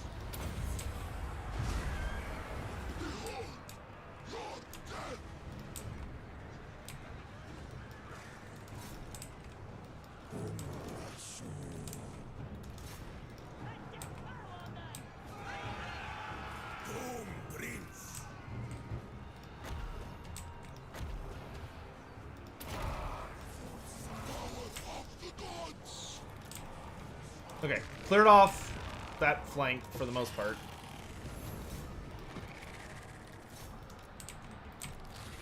Get our Shabti over here. Now, those carrion actually did really well. You two go after him.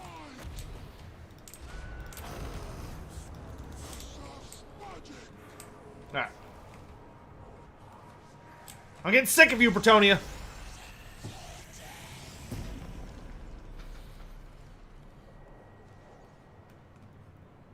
It's also 125 for a set of normal giants when battle line is minimum of 3 giants, and they got rid of the single giant purchase. They got rid of the solo giant purchase? That is super not okay. If they did that. That is not cash money.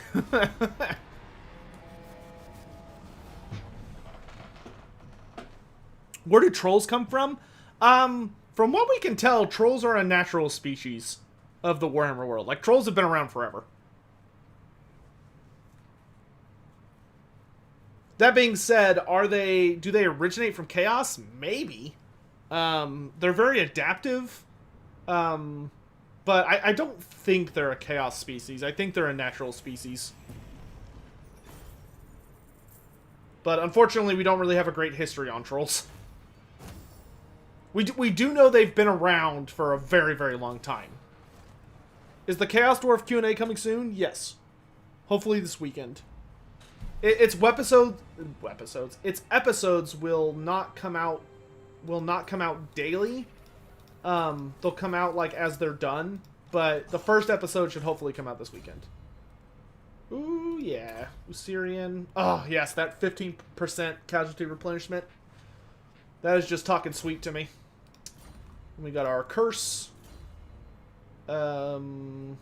Let's put the tomb prints on the chariot.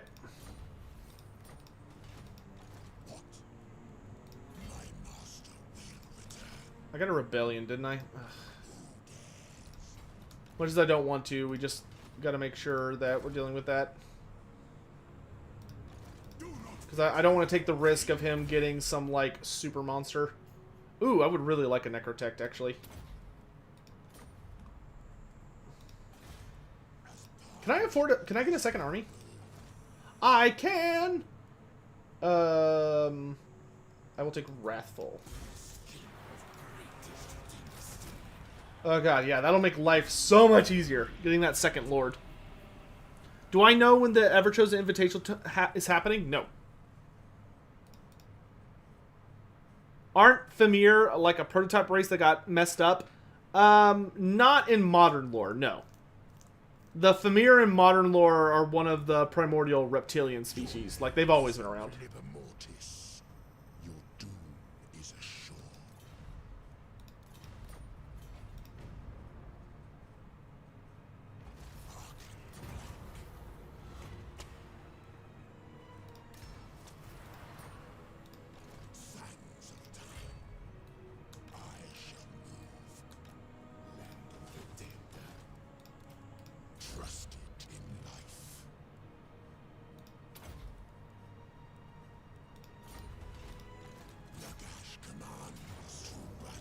Yeah. It's like, I could do that without having to fight it personally, but I'm feeling lazy. Okay, so let's have this Tomb King kind of hang out on the side. And Arkhan's just going to focus on getting fully healed up. Tomb Strike. Ooh, nice. We can get King Nakesh's Scorpion Legion.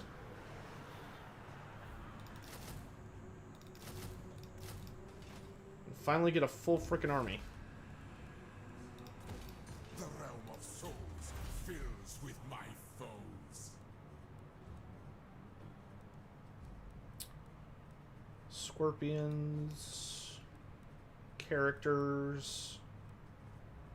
Catapult. Shabti. Let's go with Scorpions. Do I think we'll get Priests of Valea in Game 3? That would be really cool. I would love to get... if we could get just bit my tongue. If we could get Priestesses of Valleya, so like actual lady dwarves, I would be super excited. Hey, I just got this game 2 days ago. I always liked Warhammer, but it's my first RTS, and it's really kind of beating me up. Oh, hi. Who are you playing as? Maybe I could offer some advice. I don't really want to spin my canopic jars. You're playing as the Lizardmen. You're playing as Mazda Mundi.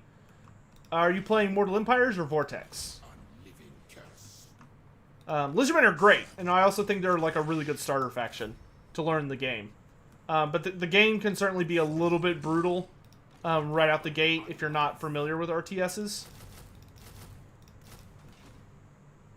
Vortex. Okay, so what is it exactly you're having difficulty with?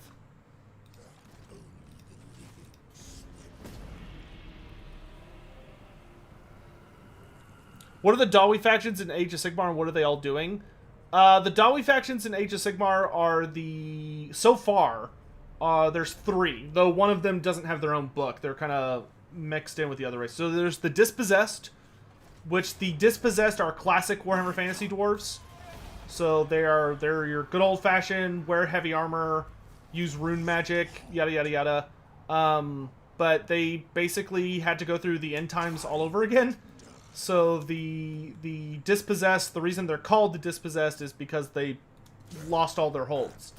Because Age of Sigmar, of course, takes place after Chaos basically wins again. So they lost all of their holds and Karax and stuff, and now they're basically marching out to reclaim their ancestral territory. And also they kind of just hang out with all the other free cities and help them build and make their firearms and a bunch of other stuff. But the actual true dwarf factions, which dwarves are of course called Dwarden in Age of Sigmar because they can copyright that. But the 2 Dwarden factions right now are the Fire Slayers, which the Fire Slayers, they're basically like a pure Slayer faction, but in aesthetics. So like they all basically are naked dwarves that have they're very fire themed, and they all have like big mohawks and all that crazy stuff. But they are they're quite different from Warhammer Fantasy dwarves. Despite the fact that a lot of them are naked, or not naked, but like mostly naked, they are actually like very, very tenacious and tough. Because they're the main faction that worships Grimnir, who became the god of fire in Age of Sigmar. And Grimnir blew up and died. When Grimnir died, his godly essence like shattered into billions of pieces. And they, what the Fire Slayers do is they basically take these fragments of their god, which is called Urgold, and they hammer it into their flesh. Like a tattoo, but it's made out of like a hunk of gold carved into runic shapes, which is super metal and also kind of fucked up and really painful. But long story short, they are a very, very tenacious faction. They have some shooting, but it's not, and it is very nasty, but it's not very long range. They have like these things that shoot like magma at you, and they also have monsters, because basically their god Grimnir died in battle fighting this really, really powerful god piece called Volcatrix. And Volcatrix and Grimnir kamikazed. So they both killed each other at the same time. And their essence, due to some shenanigans, the 2 of them were kind of bound together. So the Fire Slayers have the ability to ride the children of Volcatrix, which are these giant fire-breathing monsters called salamanders that are super badass looking. Actually, I have one right here. So this is a salamander from Age of Sigmar. I have one on my desk because, hold on, let me. Yep. So like here you can see this is a throne where normally a dwarf would go, but they're big scary monsters that have they can breathe fire and they have crazy long tongues and they're very, very badass looking. I have one because I'm going to use it for a conversion at some point in the future. I'm going to use it to essentially I would like to use it to basically make a... I don't know if I want to use it for a Troglodyte or a Carnosaur. But no, Dwarden are not spellcasters in Age of Sigmar, no. They have, like, runesmiths. But they have different kinds of runesmiths depending on the faction. And then the other dwarf faction are called the Caradron Overlords, and the Caradron Overlords are basically an all-engineer faction, essentially. So, like, they're all about engineers. And they have, like, giant skyboats, so, like, zeppelins with all these crazy guns and, like, steam guns. They're very steampunk. They wear, like, nautical suits, but they use them for, like, to deal with, like, flying around and all the pressures and nastiness you have to deal with when you're sailing through the sky and all that crap. Very, very cool factions. They're all great in their different ways.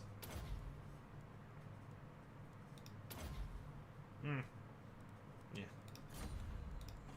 I do like farming canopic jars. Okay, so let's start upgrading the Sorcerer Islands. Good evil chuckle there. Yeetus deletus.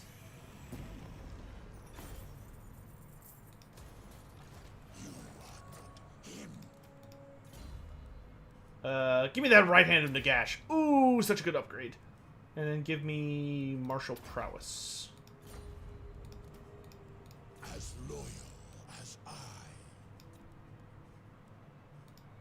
Oh, dang it. I should have got that earlier. Dumb.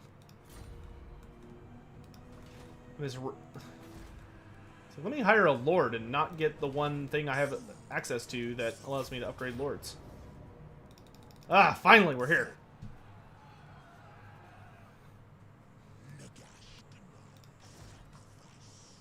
I guess let's bring you up. My will be done. Address me as your highness. I'm a little worried about the dwarves, kind of like trying to slip in and attack it, but it does have a garrison, so it should be okay.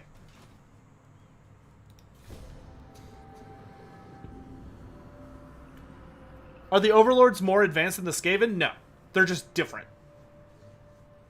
Who is older, Elithnar or Malekith? Malekith is notably older than Elithnar. Malekith is like a full generation older than Elithnar.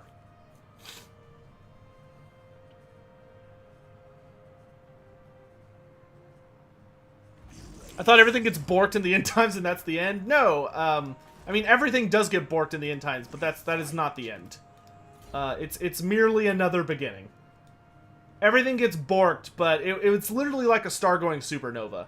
When the Warhammer Fantasy blew up after a very, very, very long time, somewhere between tens of thousands to millions, we're not sure, but after many, many years, it was literally like a star-going supernova. So everything blew up, and then all of the scattered stuff slowly but surely started coalescing into itself again and created what the new place that everybody's fighting over, which is the mortal realms. What? Unliving. And it's a land of gods and magic, and it's very different. I don't think it's bad. It's good in its own little ways. It's not Warhammer Fantasy. They are very, very, very different. And I would not want anyone to think they are the same thing, because that would be very misleading. I alone shall restore Hekara. Master Leech. But I think both are a lot of fun. I mean, I play Age of Sigmar, and I enjoy fantasy very, very much as well. I alone shall restore Hekara. Oh, I can finally make my own items. What can I make? I can make the Heretic Jar, which is probably the best item right at the start, because it's a healing item. I'll take 3! I'll take your entire stock!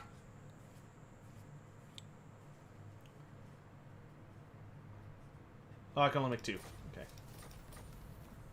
Hey! What's up, Spartacus? I feel like I've not seen you around in a while.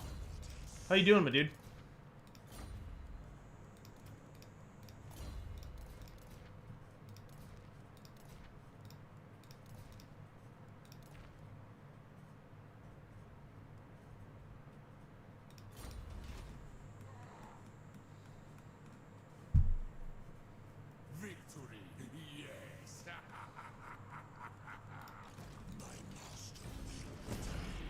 And I can tell I haven't streamed in a while, because, like, slowly but surely my voice is starting to hurt.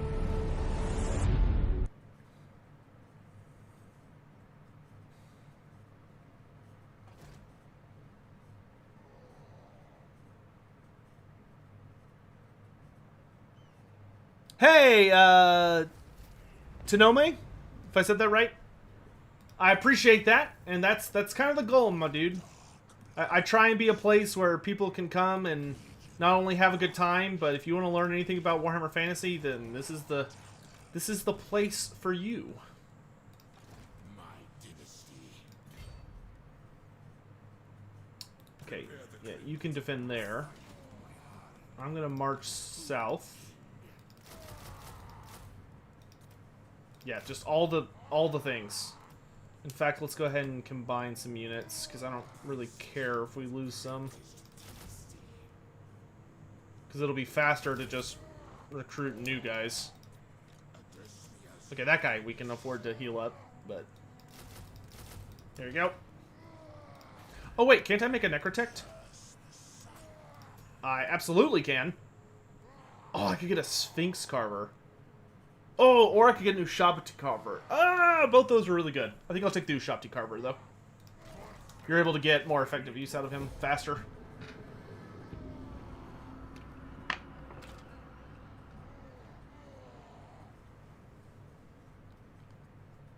Did Elithanar know Anarian? No. Elithanar was pretty young.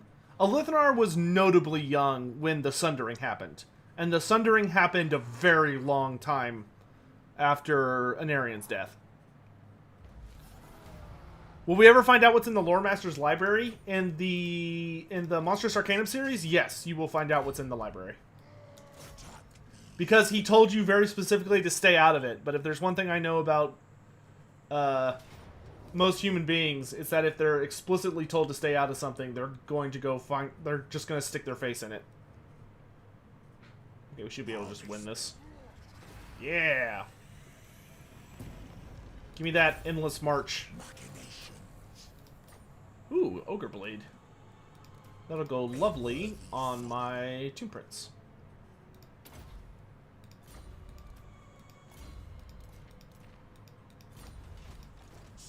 And then we will march inside.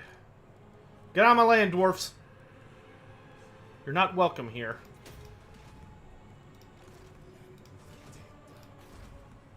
Okay. And we'll wait to build stuff until next turn. Because next turn we will get to have cheaper construction. Can I recommend any books about the Tomb Kings? Yeah, the only really good book about the Tomb Kings is Gotrek and Felix and the Serpent Queen. So it's Gotrek and Felix, the Serpent Queen. That one is the best Tomb King book out there, hands down. There is a lot of Tomb King stuff in the Nagash trilogy. There's also a surprising amount of Tomb King stuff in the Masters of the Dead series, which was supposed to be a trilogy, but they only ever published 2 books, which are Neferata and Master of the Dead. Shoddy workmanship. Oh, that's rude.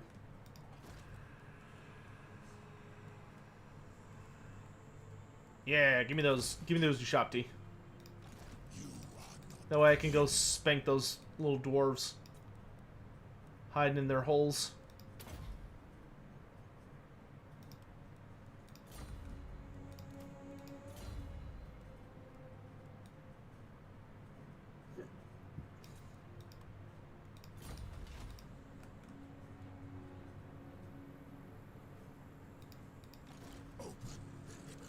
Let's see.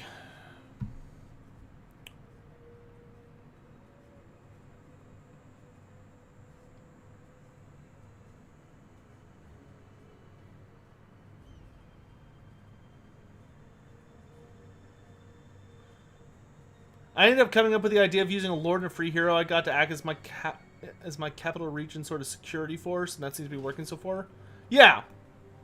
Yeah, when you're new to Total War, generally you're going to be better off playing slow and steady, especially in the Vortex campaign. The Vortex campaign, somewhat unfortunately, has a bit of a thing where it will kind of punish you if you're not expanding slowly.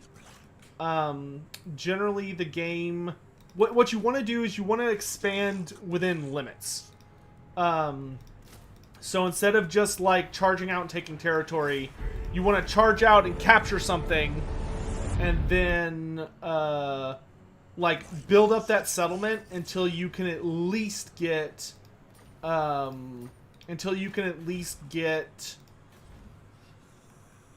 garrisons. Like, especially in the Vortex campaign, every single settlement you make, without exception, every single settlement needs to have max tier garrison. So if it's a capital, build your garrison, and if it's a settlement, build the mini garrison that gives you walls when it hits tier 3. But if you're playing on a Vortex campaign, you must have a garrison in every single city. Otherwise, you're going to have a bad time. Ryan Whitlock, thanks for the tip, my dude. Why didn't anyone try and bring Anarian's spirit back just to ask Malekith what the hell he was doing? Thanks for all the answers. So, generally, the elves do not like to mess with necromancy. So, there's two reasons. A, necromancy is not an art used by the elves. To them, necromancy is a very bizarre, and... how do I say this?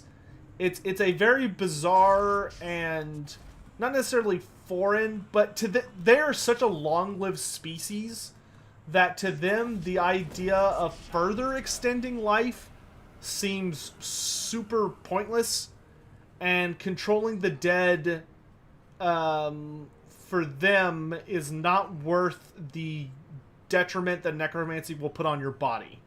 To effectively use necromancy is to use, like, kind of the worst form of dark magic, and it takes a toll on you physically. As for why they never called upon the spirit of Anarian, the thing about elves is they treat Anarian with such a insane amount of respect that to them, the idea of disturbing his spirit, if they even could, the idea of disturbing his spirit to basically ask him to come spank his son, I think on some level they might have been afraid to do it, because Anarian was not in a good place by the time of his death. Malekith was as much a product of his mother as he was his father. There was...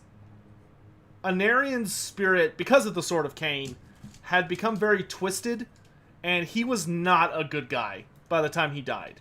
Anarian had done a lot of really nasty stuff, and like him and Calidor were not on speaking terms, because Anarian had become such a cruel and just not great guy, and Calidor just didn't want to be anywhere around him.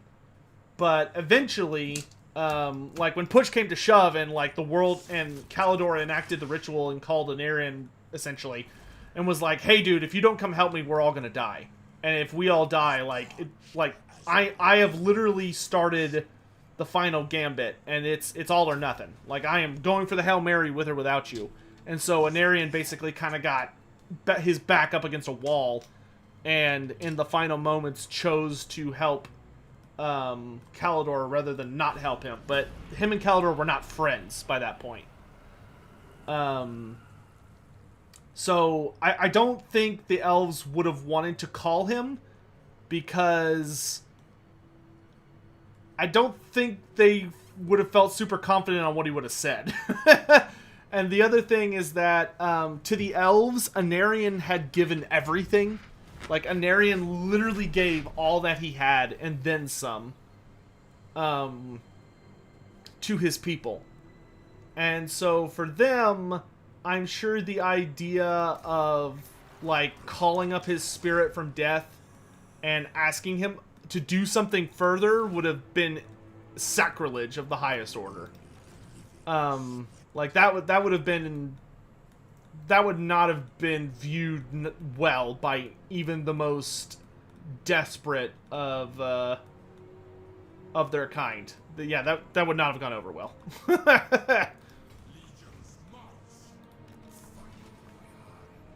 Where's your vampire knights? Hopefully we'll get some Vampire Knights during 3rd edition. I don't think we're getting any more. I think the only faction that's left in 2nd edition AOS is going to be the Shadow Elves. But I think the Shadow Elves, I don't even know if we're going to get the Shadow Elves in 2nd.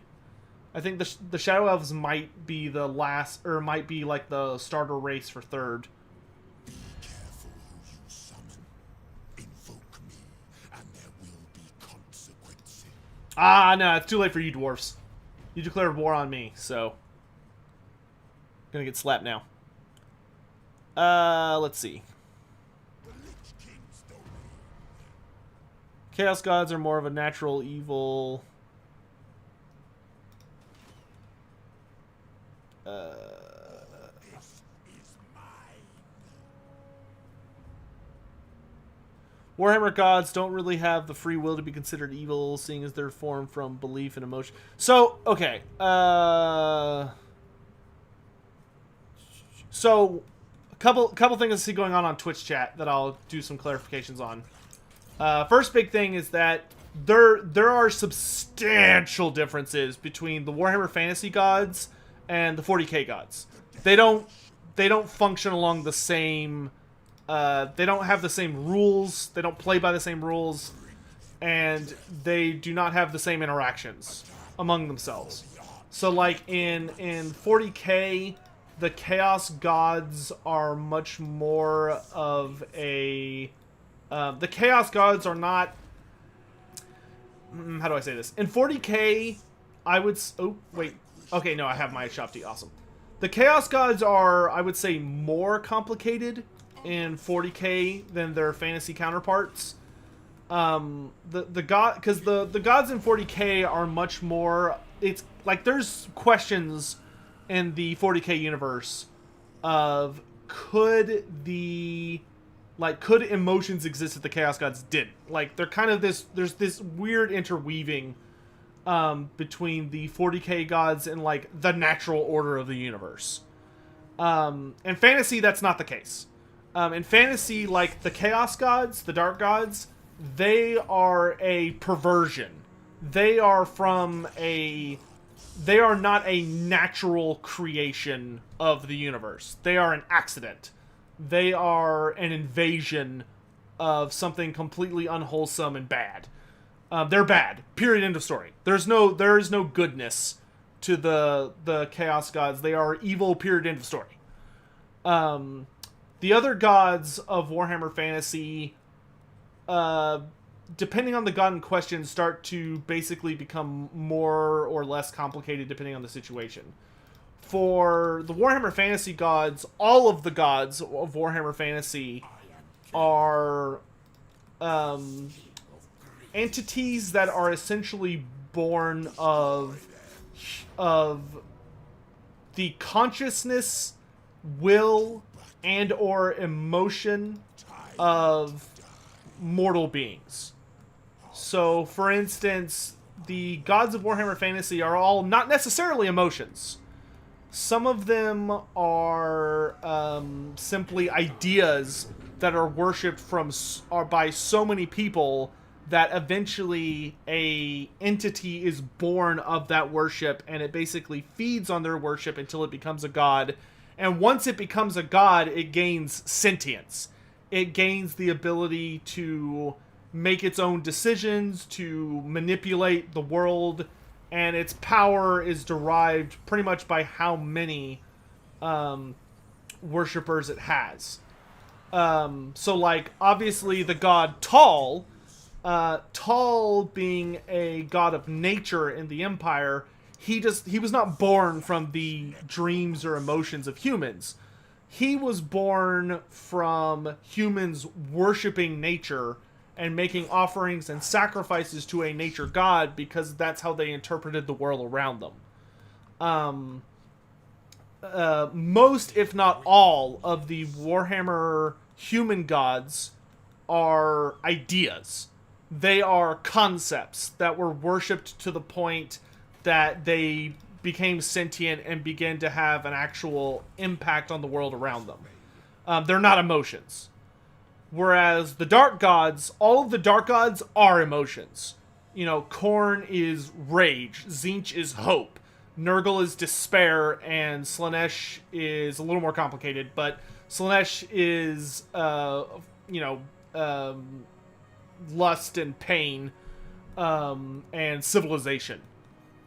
Whereas, like, the Dwarf Gods, for instance, the Dwarf Gods were manufactured. The Ancestor Gods were created by the Old Ones, and the Dwarves came to view them as gods. They weren't gods originally. They were originally just really powerful beings. Excess, thank you. That's Slaanesh's big thing, is excess. Or core fundamental. But there are, like, really specific exceptions. Like Sigmar was not born a god. Sigmar was just a man. Literally just a man. He was just a guy, though there may have been a little more to it, because, of course, his birth was heralded by the twin-tailed comet, and his accomplishments were a little bit beyond the scope of men, but ultimately, he lived a normal life. He was born, he lived, and he died. Naturally. But upon his death, when he left the Empire, he, of course, within a generation was being worshipped and venerated by all of the people of the Empire, to the point where he then manifested as a deity. But he is the only god who started life as a mortal, died, and then, having all of the experience of a mortal life, then ascended into being a godly being. But most of all of the gods are basically a race's interpretation of really important things of their culture. The elven gods are very complicated. The elven gods are exceedingly complicated because the end times kind of threw a big old wrench into what the elven gods are. I would not look to the end times explanation of what the gods are and take that literally. I would take what the end times said with a colossal grain of salt, or just flat out say, like, that's just no. Like the Lilith's explanation that the elven gods are the survivors of just the last cycle, total crap. Don't buy into that. Lilith is full of shit. The elven gods, from all the evidence that I can see, the elven gods are just the elves' interpretations of the old ones. So the elves, basically, their ability to understand the old ones, their knowledge of the old ones, and then their knowledge of, like, the natural forces of the world, and then their emotions, became their pantheon. But I do not believe that the elven gods are... They and the old ones are one and the same. But it's the elves' interpretation of them, so they ended up becoming separate entities and playing out their own schism. Because the elves, being susceptible to the forces of magic, were able to be... suffered from the corruption that magic put upon them. Anything Lilith says in the end times, take with a huge grain of salt. What are Orion and Ariel? Orion and Ariel are they're basically the mortal avatars of Kurnos and Aisha, which are two of the elven gods, which that can totally happen. You know, basically the elves created, intentionally or not, definitely not, but they basically worshipped their pantheon into existence. And their pantheon was easily one of the strongest pantheons, because the elves were the first civilization. You know, the elves were the first creation of the old ones, and they got to enjoy having their island paradise and doing their own thing for a really crazy long time. And their gods were around for a really crazy long time. And they were able to do... And the old ones gave them a lot of power. That being said... there is a lot of weirdness to it. A lot of weirdness to it. That is difficult to explain. But at the end of the day, what I would say to people is that the old ones were 100% real, but the old ones were also not gods.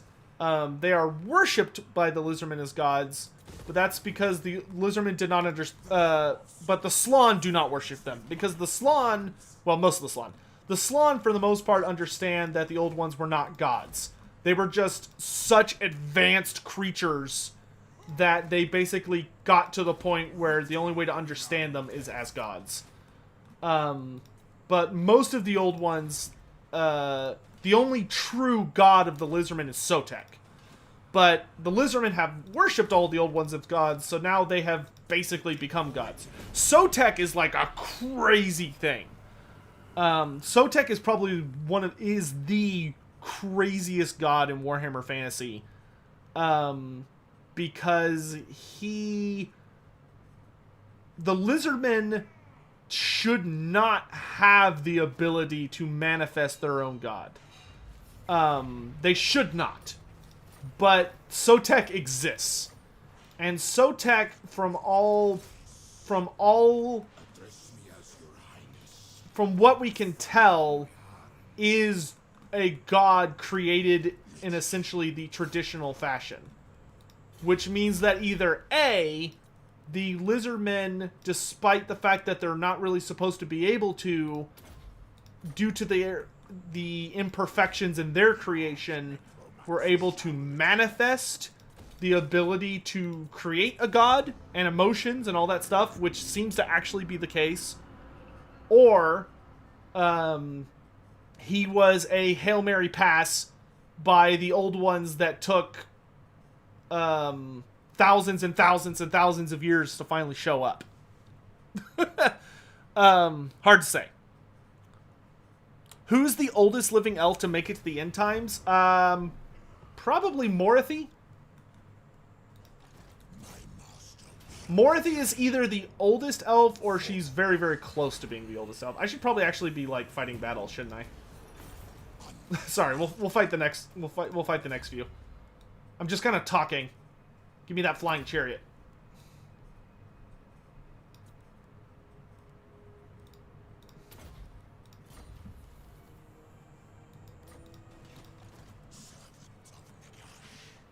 Alright, so I guess we need to deal with these damn Bretonnians next. They're being all rude and ready. Actually, you know what? No, let's leave Bretonnia alone for the moment. Let's finish off the dwarves. Once the dwarves are dead and out of the way, then we'll deal with Bretonnia.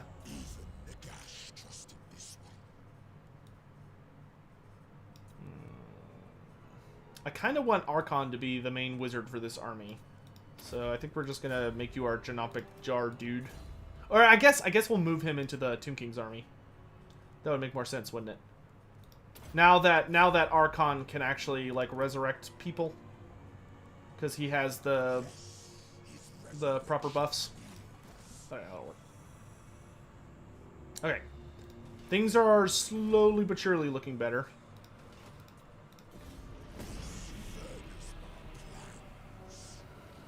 On the topic of gods, is there anything interesting that Mork and Gork ever do in the lore? Mork and Gork are pretty active. The thing about Mork and Gork is that, or Gork and Mork, is that they're so busy fighting each other due to just the chaotic nature of greenskins that they very, very rarely will tear their attention away from fighting one another to have an impact on the efforts of mortals. But sometimes they do. Like, a lot of the greenskin magic items, the way that greenskins tend to create magic items is basically the shamans will do a big old ritual that catches the attention of Gork and Mork long enough for them to bestow their blessing upon said item.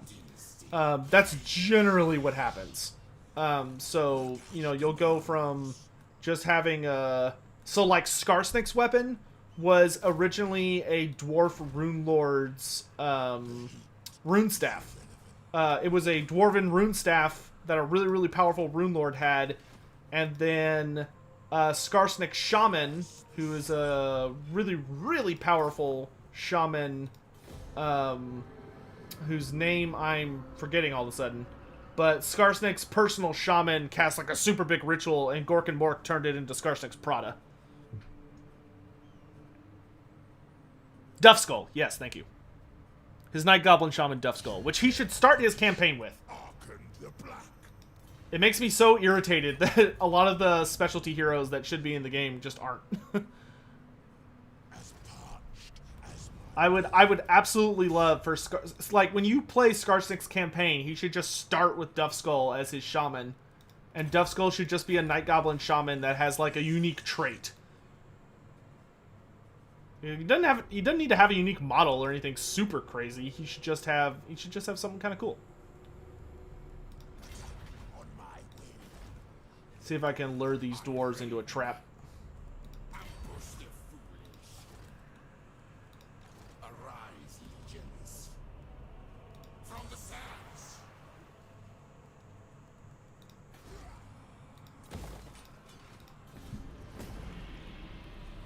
I don't understand why he starts with a Goblin Big Boss and not a Shaman. I imagine the reason he starts with a Goblin Big Boss is it has a little better synergy. Because it allows you to like get a really, really powerful assassin-based hero, and he can join your army and be a good fighter and some other stuff. I don't know why they did what they did. Sometimes CA makes weird decisions. Especially back then. I mean, you have to remember, that was back when we were in like the Helm and Gorse days of CA decision-making skills. What's the lore behind Grimgor's axe? Grimgor's axe is either something he stole... It seems to be something he stole from the Chaos Dwarves. Like, it was stolen from the Dawizar when Grimgor broke free of slavery from them. And after he broke free, he either stole it during the breakout or he stole it a little point afterwards. But he definitely got it from the Chaos Dwarves. And then it was properly orcified.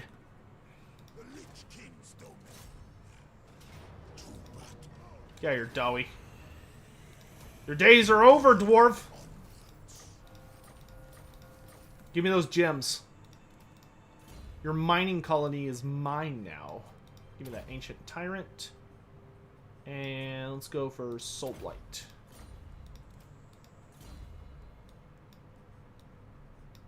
Death Strike. Or no, Desert Strike. Wrath of the Creator.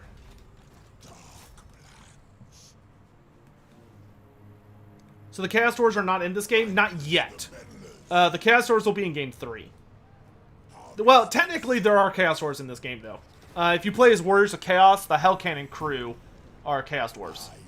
But the actual Chaos Dwarf army will be in Game 3.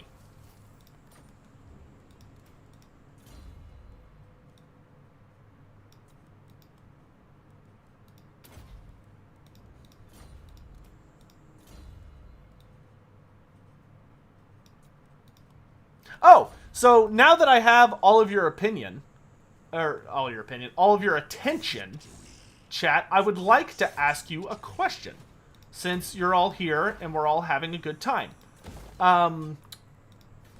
What monster or type of monster would y'all like to see featured in the Monstrous Arcanum series?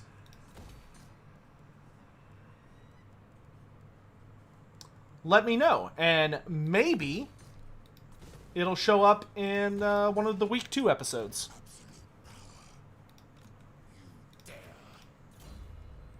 I don't know what that series is. So, for everyone on Twitch especially, my YouTube channel is where I do most of my stuff. And on my YouTube channel, I'm running a series right now called The Monstrous Arcanum, where it's a narratively designed story where every episode the character that I'm playing, or voice acting, whatever you want to call it, basically reveals to you the lore of a very, very rare nightmarish creature in Warhammer Fantasy. So you get to learn about the lore of a rare creature, in addition to I write a story based on its lore for you to enjoy as well. And the stories are usually about like how it kills people. So you get to... and there are 4 episodes out so far. A lot of people really, really like it. And some of the creatures I would really like to see show up in Total War Warhammer. For instance, the Cursed Etten, which the Cursed Etten was the 2nd episode, would make a fantastic Norska monster. But I'd really appreciate it if you consider watching it.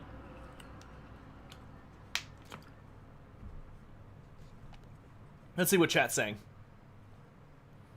They want something vampiric, a Praeton. Praeton could be cool. A Beastman monster, Gorgon, Warpfire Dragon, Bone Grinder, something draconic, Wood Elf related. The Mutilith Vortex Beast. Ooh, that's a cool one. Death Kitty. The Praeton would be pretty cool. I should have checked what my chapter objectives were. Dang it. Wait, what objective have I already accomplished? Oh, the Court of Libris is already dead? Damn! That's like record time. Poor girl.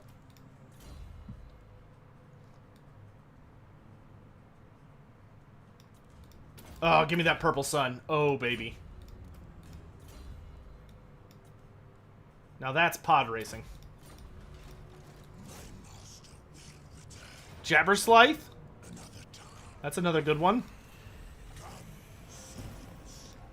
You like allying her with her when you're Tomb Kings? Well, the problem with Arkhan is that everybody hates Arkhan. Arkhan's got a minus 50 diplomacy to all Tomb King factions. So, tend to have a little bit of a hard time winning them over. Okay, so let's go deal with Rapunzel now.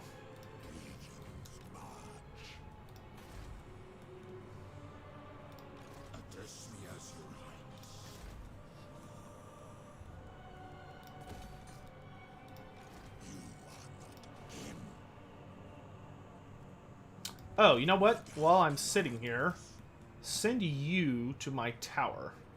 Where's the black tower? There it is.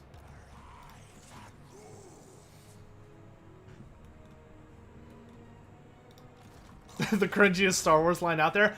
I don't know. I think the lines, the love lines between Anakin and what's her face are pretty cringy. What about the Kotal? The Kotal could be cool. So, for the Monsters Arcana series right now, we're trying to feature monsters that fit the theme of October, so they're, like, spooky or scary. Kotal is not particularly scary. It's very mystical.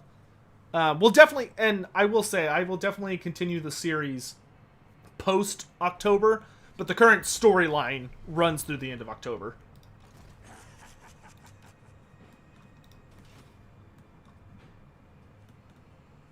The biggest of giants? That's the Bone Grinder. Bone Grinder is the big boy for giants. Power in unlife. Arise, my warriors. The blind albino dinosaur, Troglodon. Troglodon could be pretty cool. They're pretty nightmarish, actually. Maybe a Dreadmaw? Ooh, yeah, that's a cool one.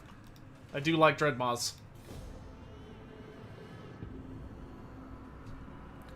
Does Warhammer have any plant-based monsters? Kyle, I will tell you that there's going to be a plant in tomorrow's episode. It's not really a monster, but there is an evil plant that features in tomorrow's episode. Ah, the Hag Tree. Ah, Hag Tree is a plant monster. It's a Beastman monster, technically, but it is a plant monster. Hag Trees are pretty terrifying.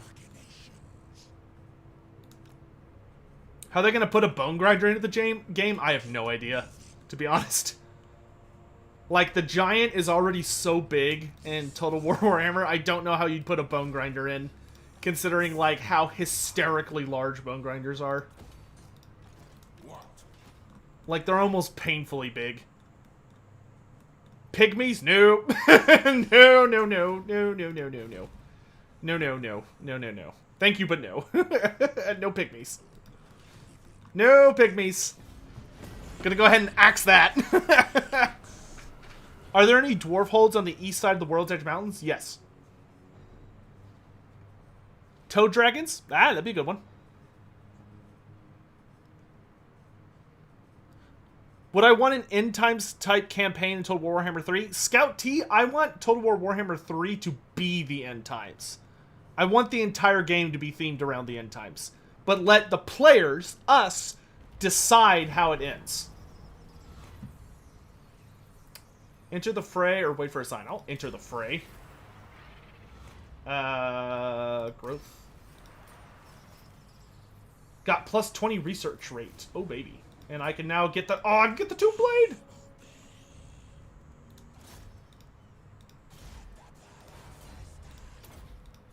Oh man, I'm starting to get hungry. Undead loyalty. The Abyssal Terror? Yeah, the Abyssal Terror could be fun. Arkhan the Black. Can't I get new toys? I can! Get that weak shit out of here. Give me +1 recruitment rank. I guess we could go do the... Oh, Kepler Guard. Let's go do the quest battle. Give me that sword. Oh no, I don't have enough money. Stop building something. Lashik. Get out of here. Give me that sword. Alright, this is the one where you have to fight the Blizzardman.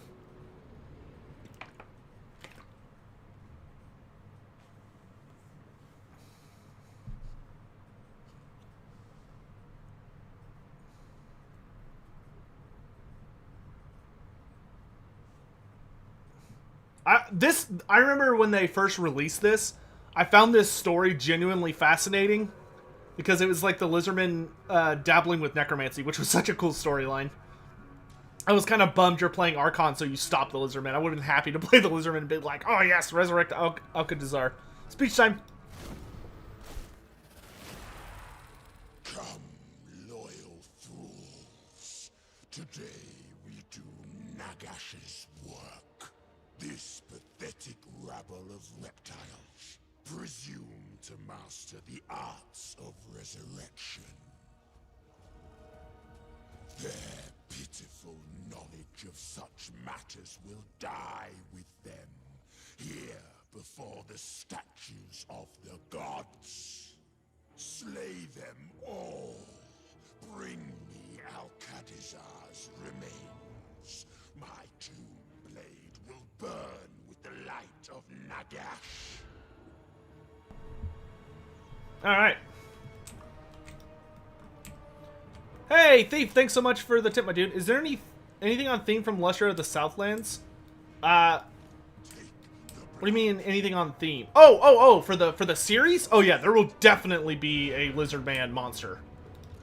1000%. Well, there will be a Lustria monster, I guess I should say, instead of Lizardman. Okay, if I remember right, there's a part of this where, like, the Lizardmen come in from behind me.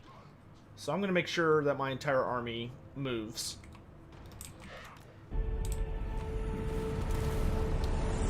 That was rude.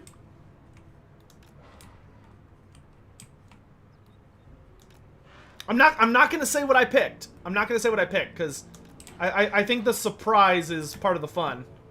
Even though, well, I guess when you read the name of the episode, it's not really a surprise anymore. But you know what I mean.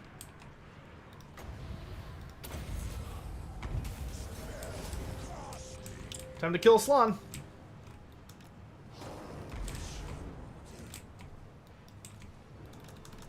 Did I really just get blocked by a damn Stilodon?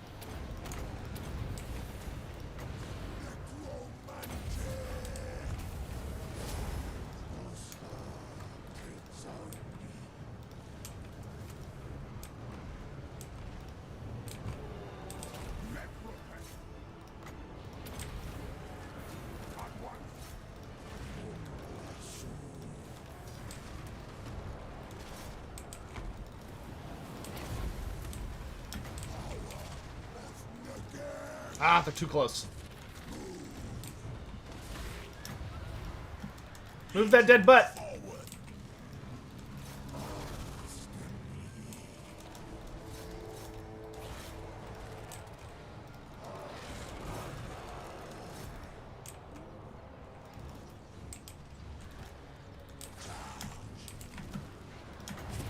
Big old cluster of Temple Guard. That means it's Purple Sun time. Yeah, there they are. It's like a giant army of skinks. Oh, there goes all the Temple Guard. Oh, that was a beautiful Purple Sun. Oh, wait, no, no! Don't go back! Okay, okay, yeah, okay. I'll take that. That was good. That was good.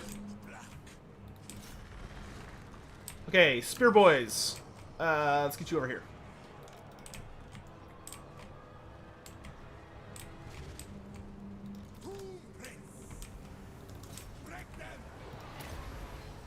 Get some heals going.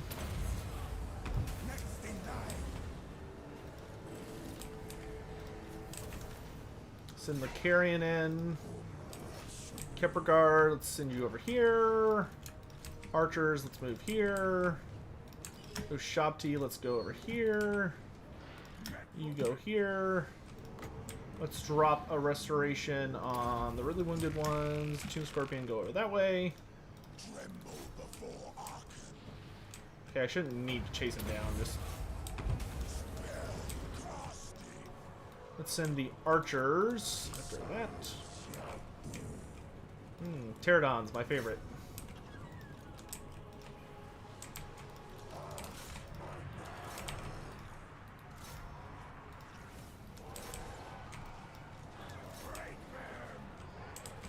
Might be a little overkill on that flank, but that's okay.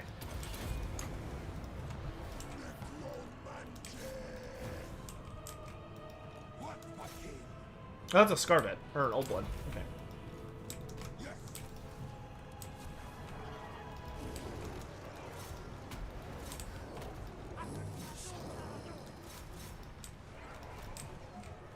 Any tips on playing Tomb Kings? Anytime I fight them with battle, I escape with heavy losses, like 90% of my army on a high difficulty. I can't even beat Savage Orcs, etc. So the big thing about Tomb Kings that I find is that you really want to try and blob, to be frank.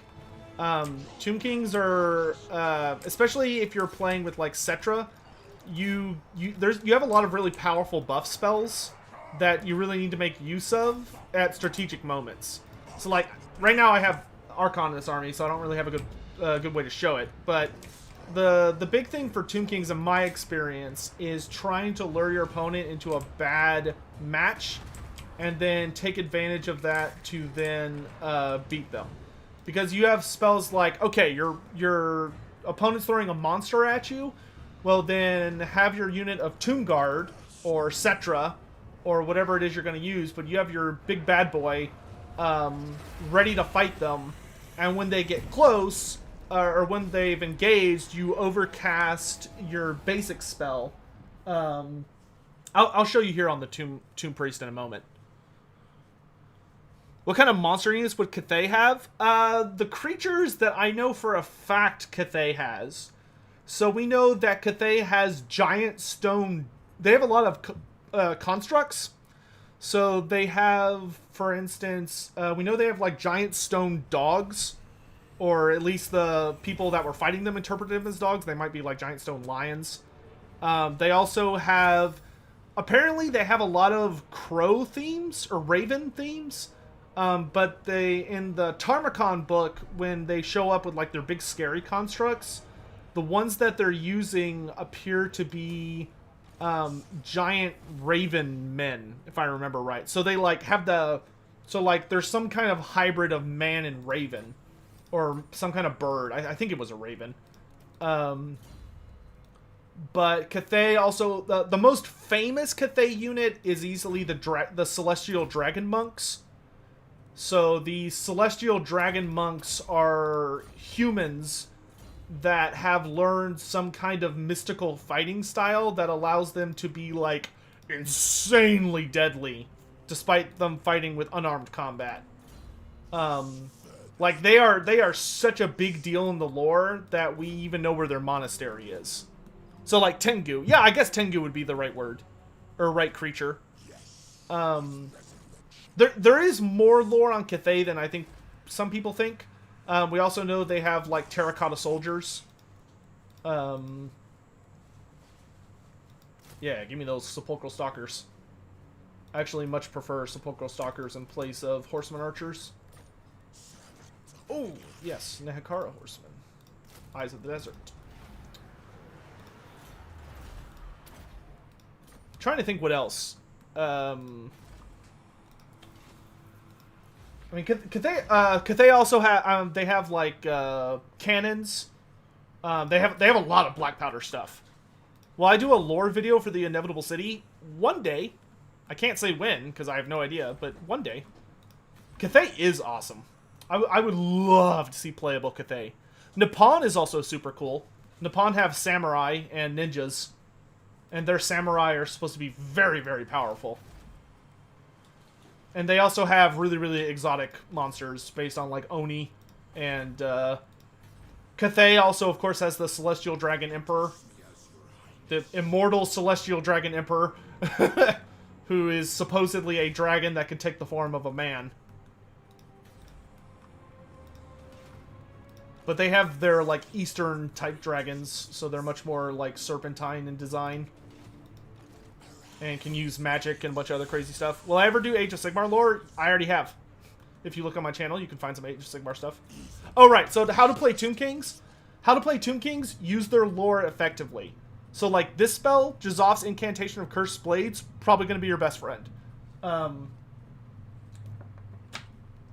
If you're ever fighting monster or a cav, overcast this spell. If you're not fighting monster or cav, then always use this spell on a unit that's fighting an important fight to just get that bonus damage. Neru's Incantation of Protection, very, very powerful spell. That extra physical resistance is insanely good. What is Cathay? Cathay is China in the Warhammer world. So, for those who are not familiar with Warhammer Fantasy, Warhammer Fantasy is... It's a world that the reason I think it's super duper cool is it's our world. So it's our planet geographically. But some of the continents are a little different because the places they've moved to, for instance, are a little strange. Or plus there's an extra continent being Atlantis, which is Ulthuan, which is where the Hyos are from. Which is like a big donut that's between North America and Europe. But like the old world, so like here, if you look at this map, so this is the Warhammer Fantasy world so far in Warhammer 2, right? So this is Europe, which is the old world. You've got Africa in the Middle East. The Middle East is the Badlands. And then you've got Europe, which is where the actual like Middle Eastern humans are, which is Araby, which is based on Knights of Arabia. They're along the coast here of North Africa. If you were to go further south, you'd go into the Southlands, which is the jungle. Lustria is South America, and that's where the Lizardmen are. Which all of the Warhammer races are also based on, like, historical groups. So, like, the High Elves of Ulthuan are based on Atlantean lore. The Lizardmen of Lustria and the Southlands are based on, like, the Aztecs and certain kinds of African tribes. The Dark Elves of Nagaroth are very cheekily based off Americans. Because they're even though they're more up in Canada, but they're like a domineering slave culture that conquers the world in giant floating fortresses. It's a British made game. You've got the Chaos Dwarves are based off over here. They're based off Babylonian stuff, but of course I should say everyone's based on a historical culture, but they're all just assholes. They're just the worst. I don't mean the Middle East isn't culture, I just mean geographically.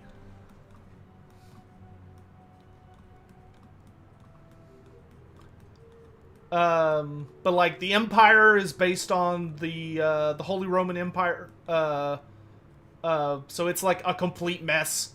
But it's kind of more Renaissance period. Bretonia is Arthurian legend knights, but they're French. Estalia, or Spain, is a land of royalty, but they've been conquered many, many times by invading forces, so they're like an absolute mess. England is Albion, which Albion is like a miserable myth-wreathed land that has people on it, which the people of Albion are very like tribal and wild. And very superstitious and kind of backwards. There is a Monkey King in Cathay. There is a Monkey King. The dwarves exist in the mountains. Beastmen are all over the place. Greenskins, which mostly inhabit the Badlands, are based off European soccer hooligans. Why are there so many human factions? Because humans propagate very easily and spread around. Talea is based on Italy. The border princes are just kind of there. They're not really based on any particular culture. What does Austria/Germany call France? Yeah, the Empire. The Empire is German-based. But they're more based on the Holy Roman Empire than they are of Germany. Is Alcatazar in the end times? No.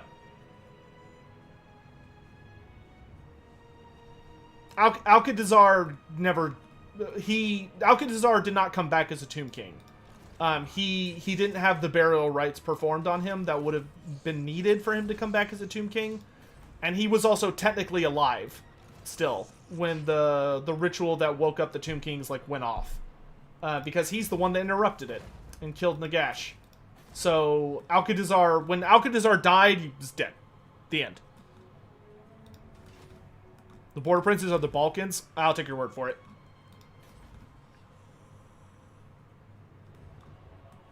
Is there lore for the mountain? The Vulture Mountains? There's not a ton of lore. Or the Adelan Mountains. There's teeny tiny bit of lore, but not a lot. Alright, I need to focus and get back to doing stuff. Let's work on getting Lashik maxed out. Yeah, the only race we did not get in Total War Warhammer so far that I really wanted in Total War Warhammer 2 was Araby. I really, really wanted a playable Araby. I don't think it's going to happen, unfortunately. I'm still kind of hoping that maybe they'll create a Dogs of War faction and Araby will get to be a part of it. But, yeah, I really want an Araby faction. I wish we got a Roman or Greek faction. You did. They're called the High Elves. I'm sorry, but that's that's who you got.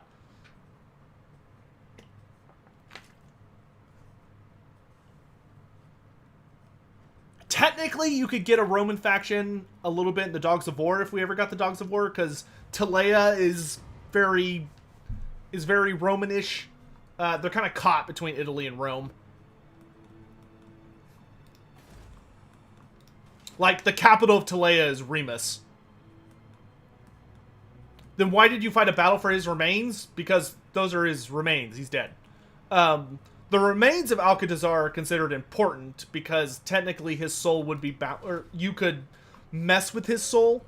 So for those who want like a really, really nitty-gritty story, they're technically the remains of Alcatazar did play a part in a later story. Alcatazar's remains, or his soul, was essentially bound to the crown of Nagash. To try and prevent people from using and or basically from using it. However, his soul was eventually destroyed in a book called Master of Death, where his soul was trying to prevent anyone from using it, but he couldn't hold out forever. And you know, he couldn't hold out for all of time, and eventually, I want to say it was the founder of the Necrarch bloodline managed to finally kind of spank him. Why was the Crown of Nagash in Troll Country in the first place? That is a long story. So what happened to the Crown of Nagash is basically, so Nagash was here. Here, in Nagashazar, right? No, here we go. Nagash was here in Nagashazar. When Nagash died, Alcatazar chopped him up into a bunch of little pieces and took the crown of Nagash, and he went outside. He basically stumbled his way out of Nagashazar, and he fell into a river. And basically, after Alcatazar fell into the river and died, but he had a death grip on the crown of Nagash and took it with him. And if I recall correctly, his body was washed out to sea and basically ended up somewhere along one of these coastlines. And along one of these coastlines, his body was discovered by a really, really powerful human shaman named Caden. Or Cadon. And Cadon, or Caden, I'll just say Caden for which whenever you look at the lore of Beast and you cast Transformation of Kadan or Caden, that's who this guy was. So Caden found Nagash's crown and Alcatazar's corpse, and he put on the crown because he was like, oh, this looks really cool and powerful. So he put on the crown, but enough of Nagash's essence still lingered in the crown of Nagash that it basically started to warp Caden's mind. And he took Alcatazar with him, and he eventually made his way to the Marshes of Madness, which are right here. So Caden made his way to the Marshes of Madness because that's where the crown of Nagash kind of kept pushing him to go. And he established a city known as Morkheim, which is right here. And he founded an empire and started Morkheim and basically started gathering human followers to him, and that's where he buried Alcatazar. And because he was wearing the crown of Nagash constantly, he basically kind of ended up being possessed by Nagash. And he started to worship Nagash as a god. And he propagated this religion of Nagash. Well, eventually, by doing that, he caught the attention, like he started to build up more and more and more power, and he kind of recreated a not as impressive version of the Black Pyramid of Nagash, significantly less impressive, but he created this big scary pyramid, and started to build up a pretty powerful culture and religion. And eventually it attracted the attention of one of the founding vampires, Ushoran. Which Ushoran is the founding vampire of the Strigoi bloodline. And when Ushoran found out about it, he decided to go check it out. And so him and his bloodline showed up, and they basically took over the place. And so they kind of ingratiated themselves to Caden. They were like, hey, you know, we're vampires, you should let us join up with you, all this stuff. So they joined up with Caden. And then Ushoran basically waited until the opportune moment, and then he assassinates Caden and takes the crown of Nagash for himself. Which, if there's like I said, there's a book series called The Masters of Death, which follows this line of events. Book 1 is called Neferata, and it follows Neferata. And her basically finding out about this. And Android poetry, yes. I need to correct that. But yes, that is what I meant. But the crown of Nagash was then owned by Ushoran.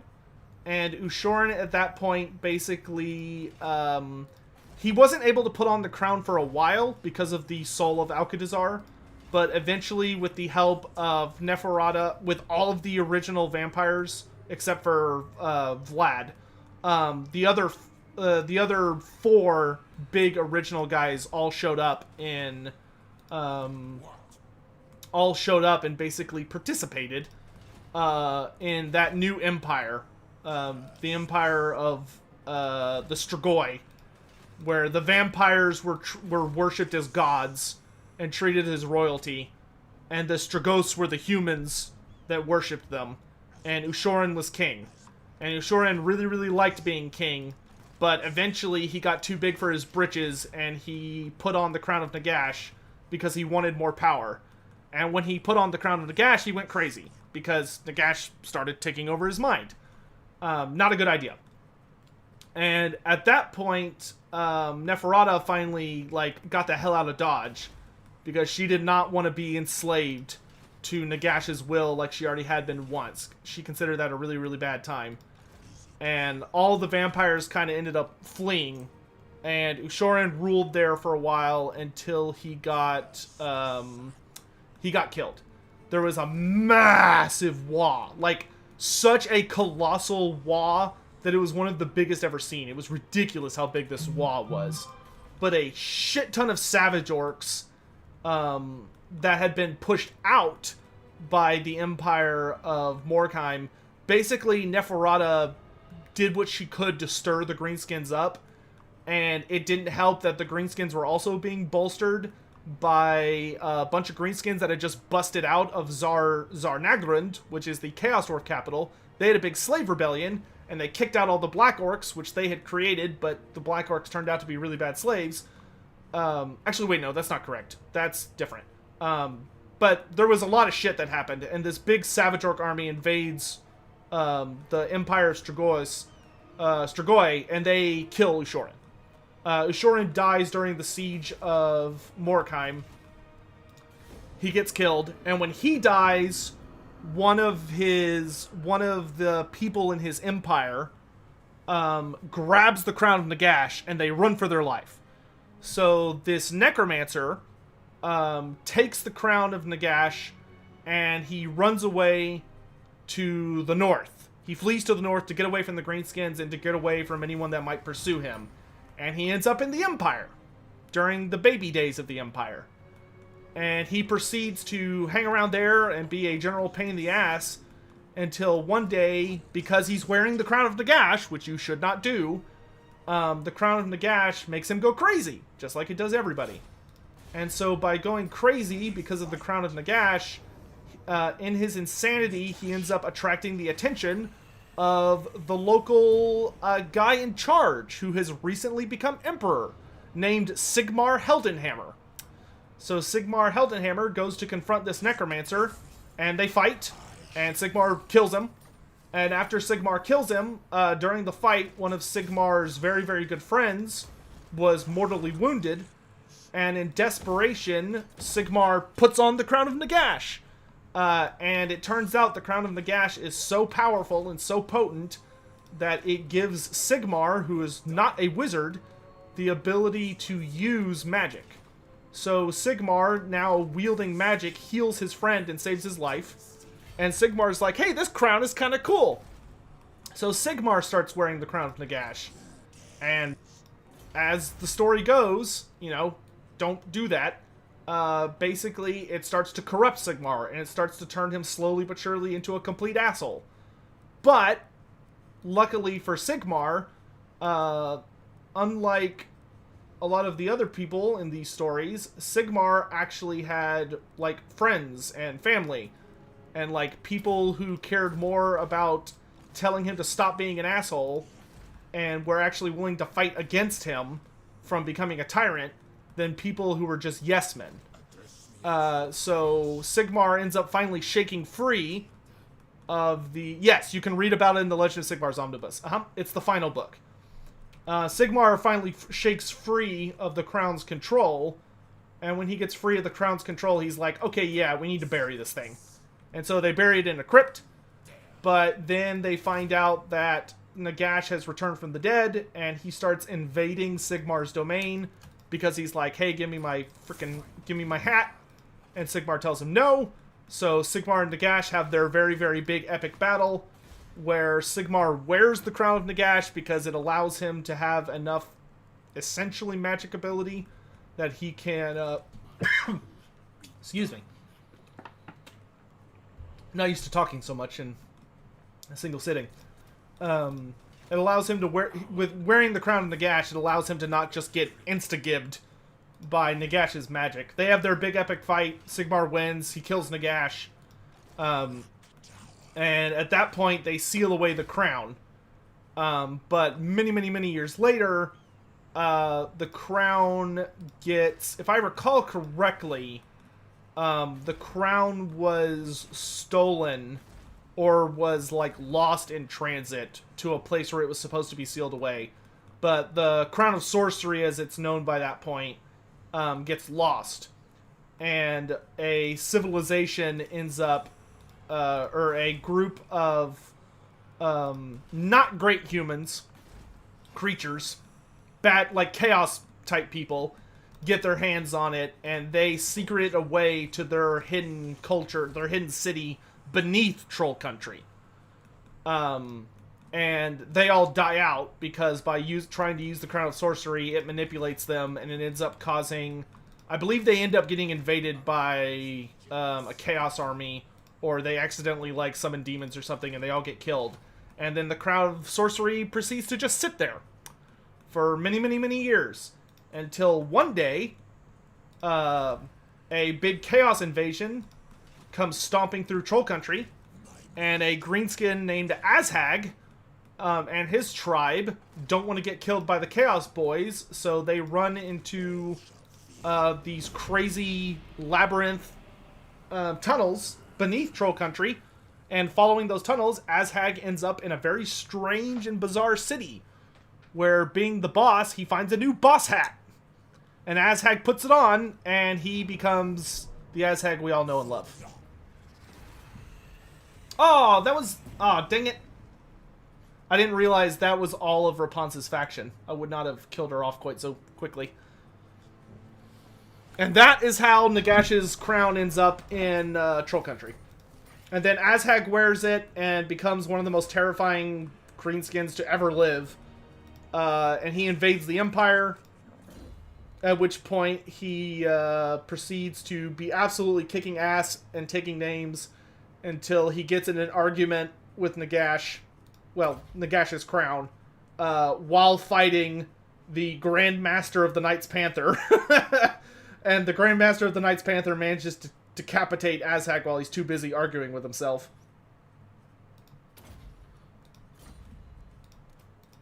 And with Azhag's death, the Empire realizes, oh shit, this crown is kind of a big deal. And they take it and hide it beneath the... they lock it up deep, deep, deep within Altdorf. And it stays there until the end times, when Arkhan the Black manages to get it back. Or Manfred. Manfred took it, yeah.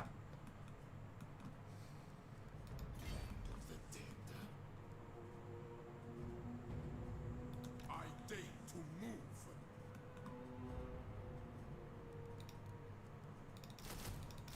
And there you go, that's your story. I feel like Friends could have ruined a lot of problems in both 40k and fantasy. Yeah, probably. I don't know. Didn't the whole like Horus Heresy thing happen because of Friends? Like, isn't it because of that one guy that everybody hates? That one fallen space marine? I forget what his name is. All I know is there's like a massive meme about just everybody hates him. Erebus. That's his... Yeah, Erebus. Didn't that whole thing happen with Erebus because Erebus was like Horus's friend or something? Is it Erebus? Yeah, I don't know who Erebus is. All I know is that every 40k fan like fucking hates him. Like everybody hates Erebus.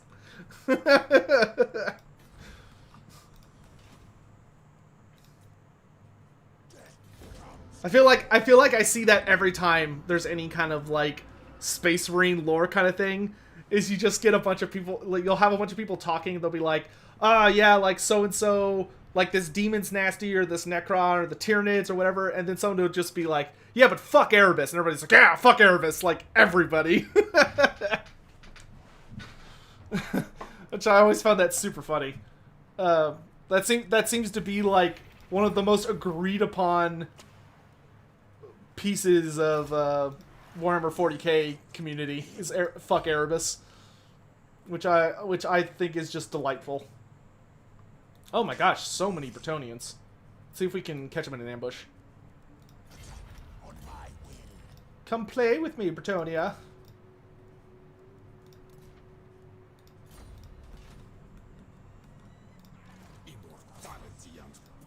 Hopefully this guy doesn't have like, ooh, that army's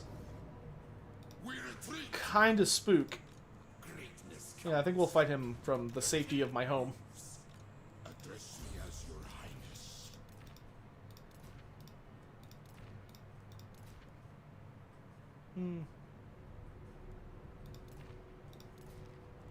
Nah, I'd rather put that on,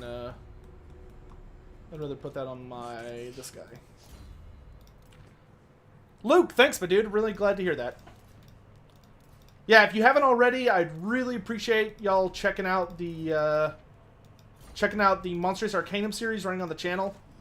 It is 100% Warhammer lore. A lot of it is like really rare lore that you won't know, like you won't read about if you're just like not sure what to look for or you don't own all the books and stuff. There's a lot of really, really cool stuff. And I'd really appreciate people checking out that series and like hitting the like button and leaving a comment. I love reading y'all's comments on videos. But if you haven't checked out that series, please do.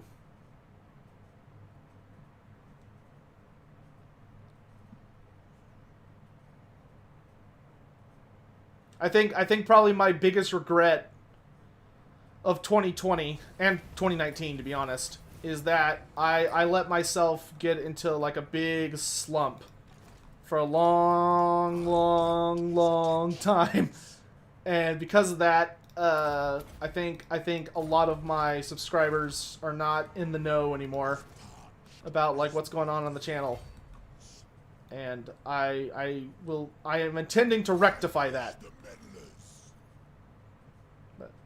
What's the difference between humans and living Nehekarans? In general, broadly speaking, the biggest difference between Nehekarans and living Nehekarans and humans is that living Nehekarans in general were taller and stronger, because they were kind of like the first version of humanity, and they were also dark-skinned. Which there are dark-skinned humans now, but like their civilizations don't even come close to Nehekara being the first badass human civilization that got screwed over by Nagash. Yes, and they had a longer lifespan due to a lot of things. The Nehekarans were obsessed with death and preventing it. Is it the series with the Silkins? Yes, the Silkins is the first episode. Okay, I guess we'll just, like, bum rush this dude. And then have my army be ready for the impending Bretonnians. Kind of want to get to that high ground over there.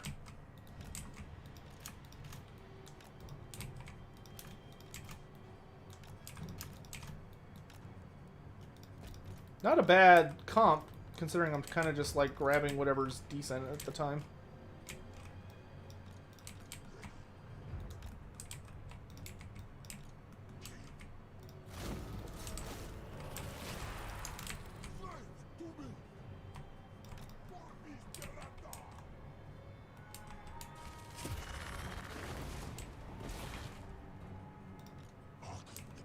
I'm coming. I'm coming. Lore Master Sotek is not liable for any nightmares you get. That's true.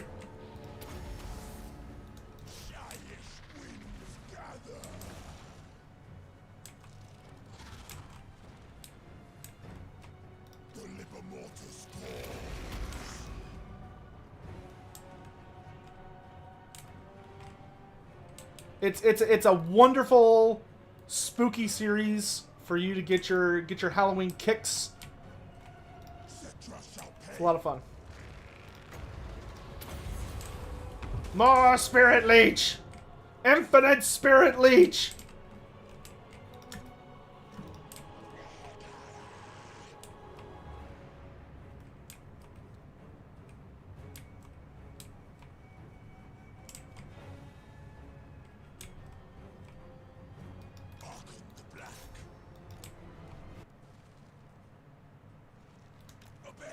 Whoa.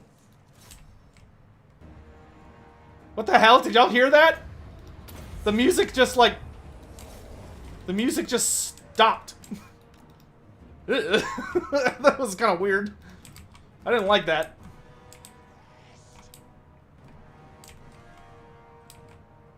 Can never look at the ocean the same way again. That was... Yeah, that was... Huh.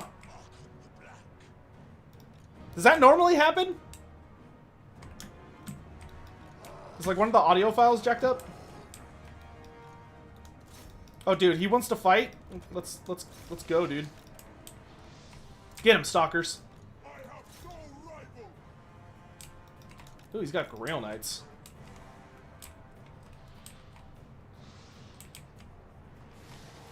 I feel like right now he's like, I'm so full of regret.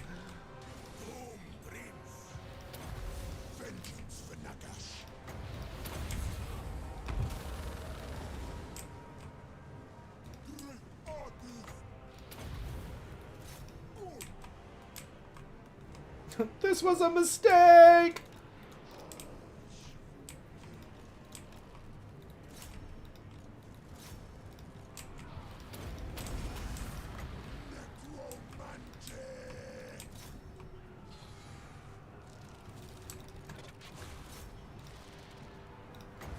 Nothing a Fate of Buna can't solve.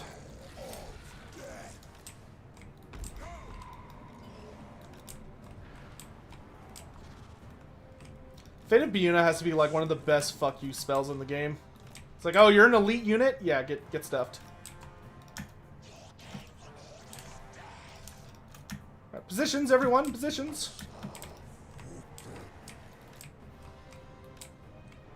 Yeah, get shattered, nerds.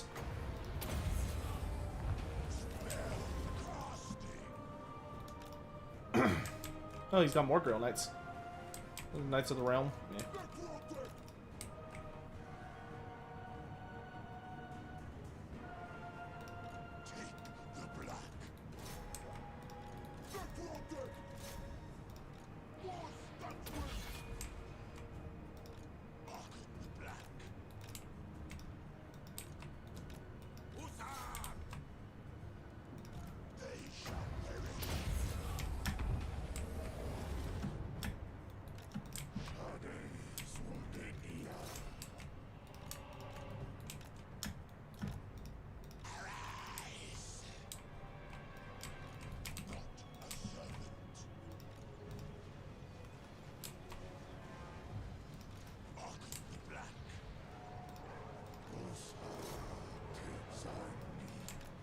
Go on, get to the back. Let's go.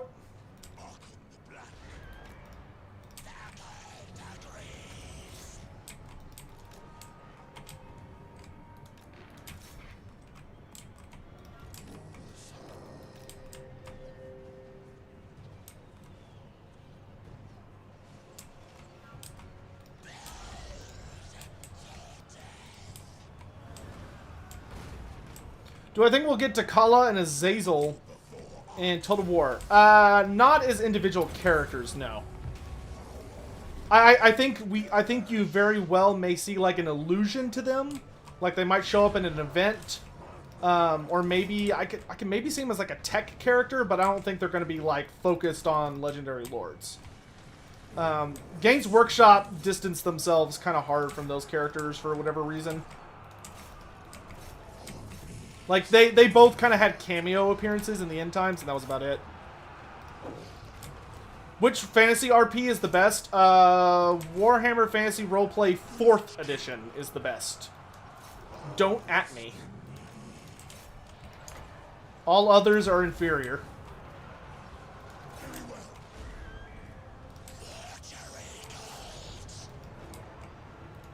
Go play.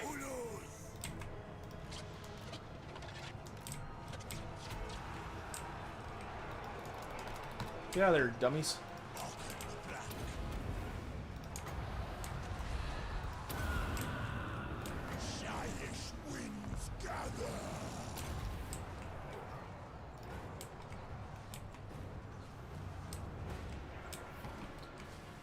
Elaborate? Well, first of all, it's based in the Warhammer Fantasy universe, so you don't have to do like a bunch of super painful conversions and like trying to figure out what creature would be represented by what. So that's awesome. Second of all, it has, in my honest opinion, the best battle system of any of just any roleplay that I've ever played. Like, I played a decent amount, not all of them. You know, there are still some that I need to like give a chance or play at some point. But the big thing for me is the biggest thing for me is that they have this really badass system where, like, basically every round, you and your the players and the creatures and the monsters and everything build up what's called advantage. So advantage is basically like you gaining upper hand in the battle, right? But there's like a lot of really specific. It's kind of like a whole strategy of trying to. You know what? I've got a playlist where you can like watch me playing the game with like a group of my friends, and we made it very, very far before we unfortunately had to cancel it due to scheduling issues, and just never got around to getting back into it. Go watch that. What is the worst spell in the game? As in, like, it sucks? I would say the worst spell in this game is probably... the worst spell in this game. Where's the like yeah, spell browser? What is the worst spell in this game?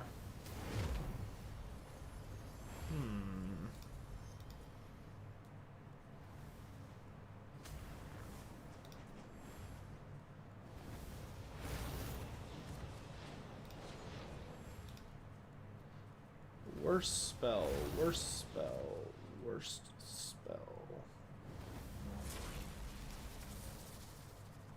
Power of Darkness. I would say Power of Darkness is the worst spell. Like it's once you get it like fully upgraded, it's okay, but it's kind of an expensive spell, and you can only use it a certain amount of times, and you spend magic to try and get more magic back. Yeah, I'd probably say Power of Darkness. Maybe Traderkin?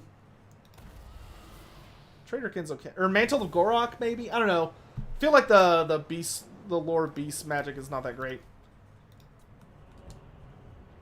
Aspect of the Dread Knight, I think, is okay. It's certainly not, like, the best spell in the universe, but, I mean, it makes a unit cause terror for 4 winds of magic. It's pretty good. So is Warhammer Fantasy Roleplay 4th Edition better than 2nd Edition? It is leagues better than 2nd Edition. Warhammer Fantasy 2nd Edition's combat was pretty miserable, honestly. Like, there was no way to, like... It was... Warhammer Fantasy 2nd Edition was... I think the combat was very flat. What Empire Knights Order do I think needs representation? I think that in-game we should at the very least have... The only knightly orders I think we need to have still are the Knights Panther and the Knights of the White Wolf.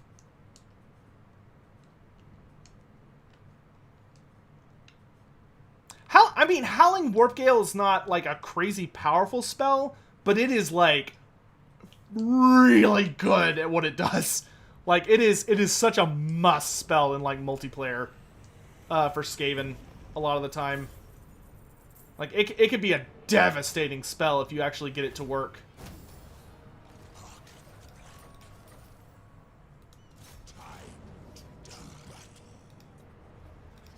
It's my house now.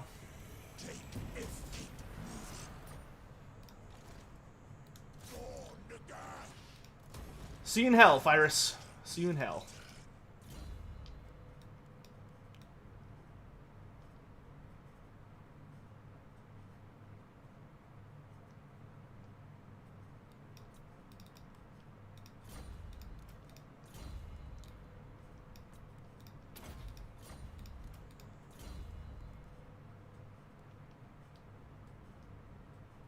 I could get more shop tea, more tomb scorpions, or more knights and stalkers.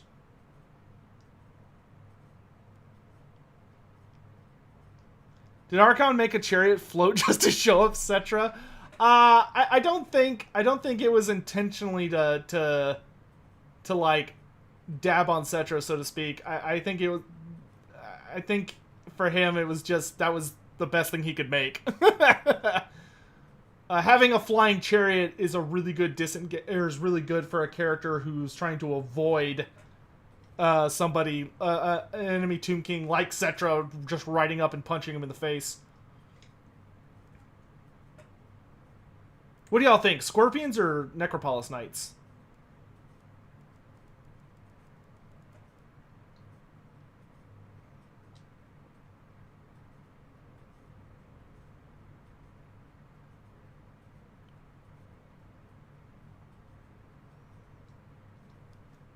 Thomas Eck. Scorpion? The not Scorpion? I'm seeing just dead ties. Always Ushapti? What? This guy already gives us Ushapti, though. Okay, I've seen more Scorpions, so I'm gonna go with Scorpions. I can never get Stalkers to work. What am I doing correctly? So think of Stalkers as like gunpowder units, where they shoot in a straight line. So like if you're trying to use them for shooting, they shoot in a straight line, and it doesn't do a lot, and it has very good penetration and very good AP, but it struggles to deal with, like, lots and lots of health. But if you want to use them for shooting, they either need to be at really, really good advantage, or ideally what you want to do is move them around the back. So move them around the flank or the rear, and then pew-pew into somebody's back ranks, and watch, just laugh as they kill everything. The other important thing I would say is that you, when you're using them, you generally want to try and focus on, they're solid anti-large, but they're a very defensive unit. So they're really good at defending, like, your back line, especially because they can hide. Because I think, yeah, because all of them have stock now. Originally it was just the Eyes of the Desert, but now all of them have stock. So they're very, very good for defending, like, Caskets of Souls or catapults or archers, and, like, luring in your enemy's larger units, especially flyers, and then you just, like, spank them because they're really solid at anti-large combat. Should make a Dreadfully video game? That'd be cool. There is a Man of War video game that's a lot of fun. It's kind of ugly, but it's very, very enjoyable to play. Do I think we'll ever get a Sea Battles DLC? No. No, I think with the invention of island battles, and the Vampire Coast already being in the game, any hopes of naval warfare have been effectively slain. Ooh, this guy gives me more War Sphinxes. Even though I can't have War Sphinxes right now. And he buffs trade, but I'm not trading with anyone. What do you do? You're just... Oh, you give me better tax rate, and you have a ward save. We're gonna go with Rakash. The Man of War game looks janky as heck. It is janky as heck, but it's super fun. I promise. I'll have to play it on stream one of these days. I have not played it on stream in a very long time. But I really enjoyed the time I spent with that game. Oh, dang it. He's going to take copper. But I don't want to write out just yet. I wonder if I, like, go here. If he'll be like, oh, that's free real estate. And then I can slap him. Grievous Khan, get out. Get out of my chat! Oh, he's at war with Tic-Tac-Toe. That's convenient.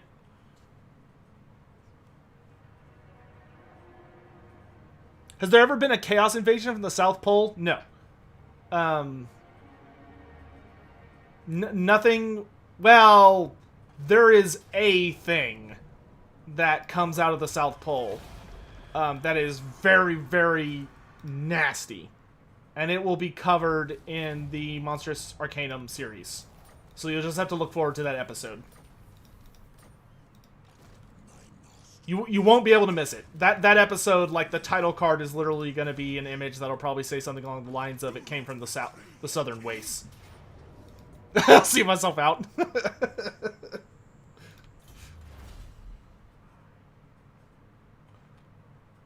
After a pun like that, oh my gosh.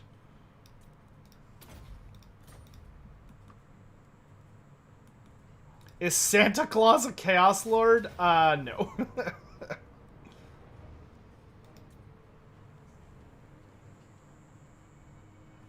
As humor, as kind of amazing as that would be, Santa Claus, I don't think Santa Claus even remotely exists in Warhammer Fantasy. I think the closest thing to Santa is Gromberndal, and he would probably be very not happy if you tried to equivalate him. I believe there is a Krampus figure, though. What's the stupidest character name in Warhammer Fantasy? The one that makes me the angriest is wait, is it a city or a... I can't remember if it's a... I'm pretty sure it's a Slon. But there's a Slon named Lord Chili Peppa. Now, it's spelled different. It's spelled with, like, an X. It's spelled in that typical fashion for lizardmen. But there is a Lord Chili Peppa, and that one makes me legit angry when I think about it too much sometimes. In the dead of night, I wake up in a cold sweat, thinking about Lord Chili Pepper. How do the greenskins refer to bugmen? I don't know if they have a fancy name for bugmen.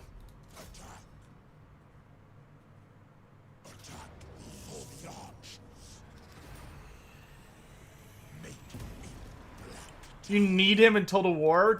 You just rename a Slawn you hire.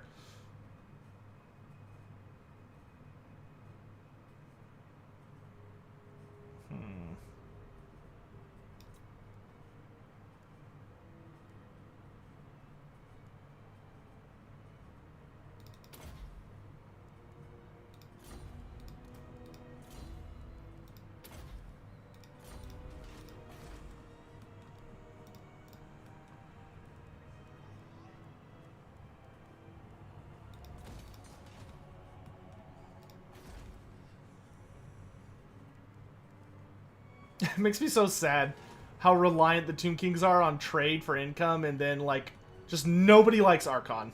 I need to make a fuss about that at some point. It's like, they really need to make it so that Arkhan gets plus diplomacy with vampire counts and vampire coasts, not just counts. Because, man, you just, nobody likes you. It's so sad. It's hard to watch, it's so sad. Hello?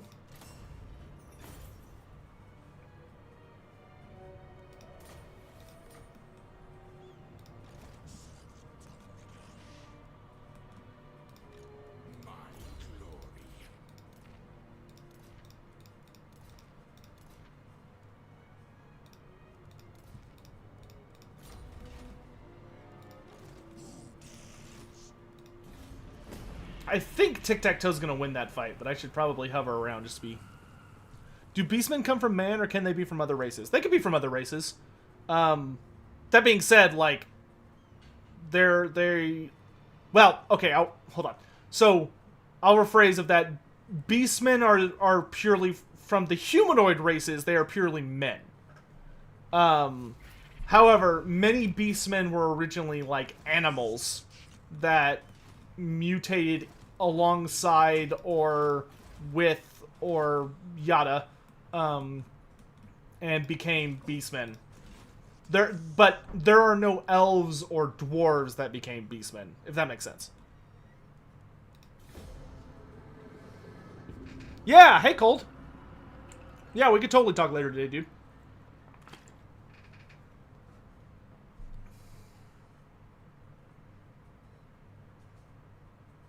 At the South Pole, aren't there half demon beastmen? Essentially, yes. I believe they're either called... I always forget if they're called beastkin or demonkin. There's a couple of fancy names for them. Okay, so Tic-Tac-Toe killed off Bretonia for us. That was nice of him. We'll have to repay him by killing him. Even though he probably is kind of like, oh, these Tomb King guys aren't that bad.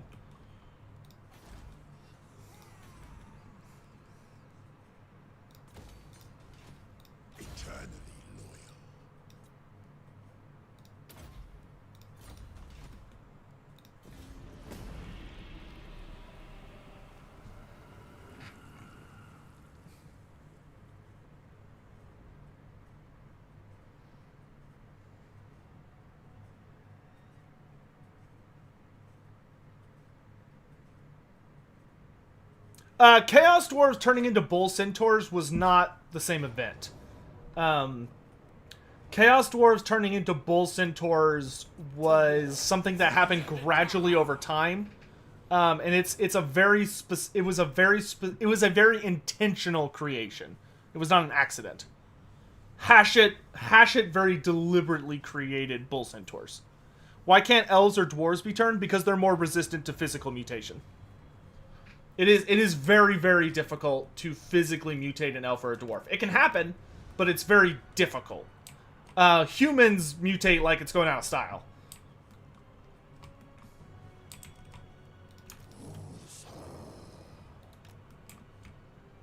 Humans mutate so casually, it's kind of embarrassing.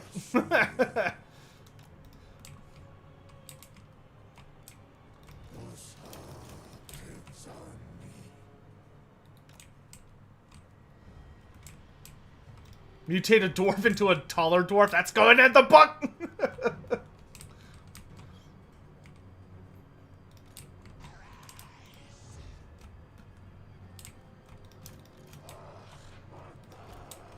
If Biggest Dickus was a character, where would he be from? I feel like if Biggest Dickus was a character, he'd either be a greenskin or an ogre.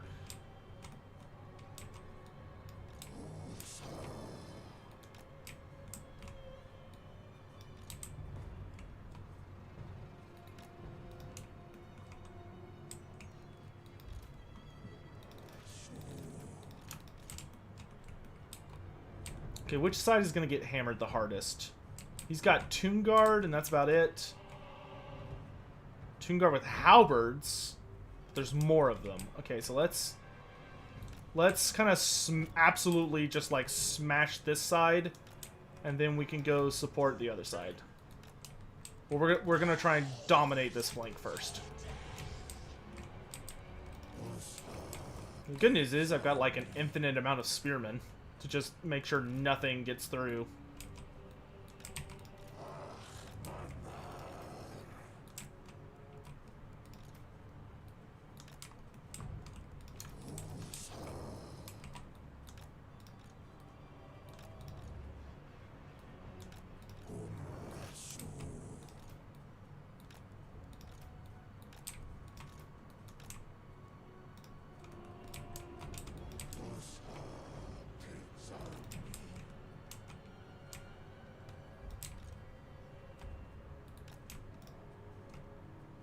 We good? Yes. Oh no, where am I shop tea? I guess we'll just like put you on near the center. All right, let's do this.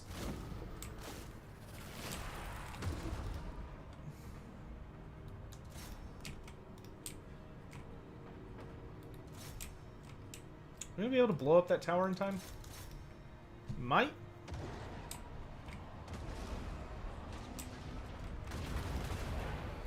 Oh, caskets are so painful.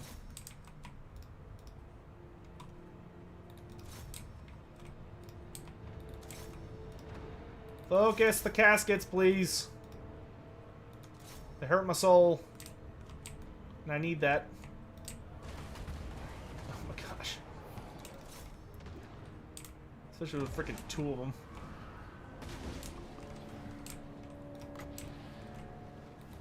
Yeah, we'll wait on that. I'm already getting my first Realm of Souls proc.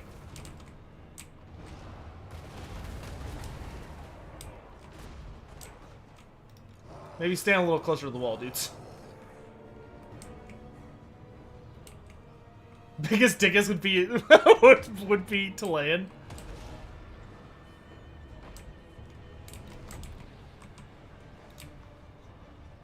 That's silly. You're silly.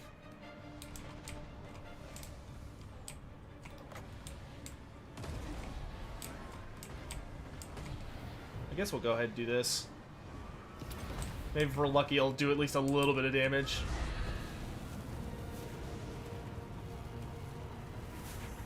$13 damage.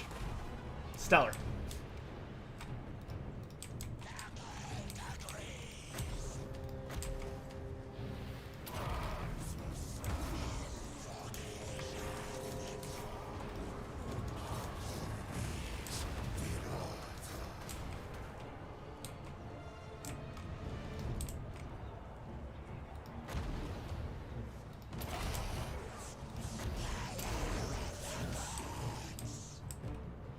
Wow, they got through that gate in like record time. Holy crap. The shop tea help.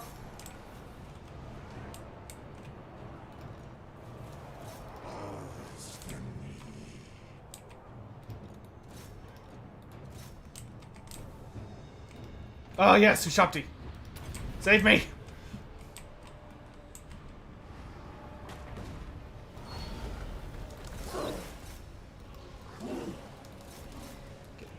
Get up faster!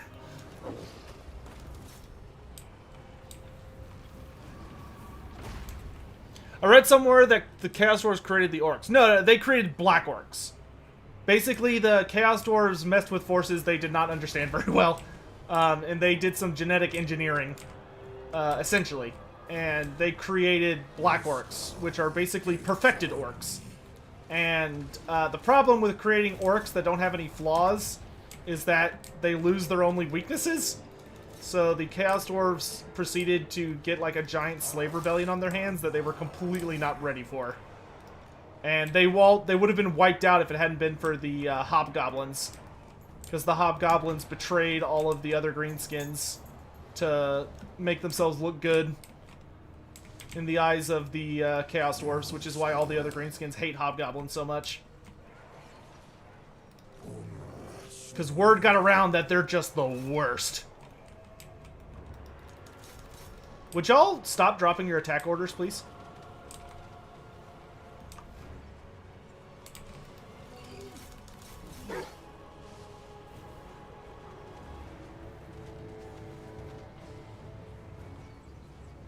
Good grief, what a total waste of a Ushabti summon. That was embarrassing.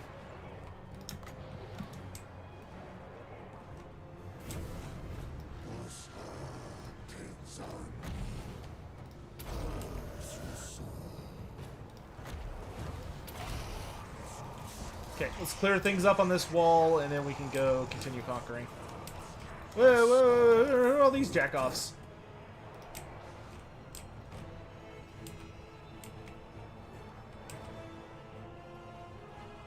Hey, Agent Number 1, thanks so much for the raid, my dude. Appreciate it.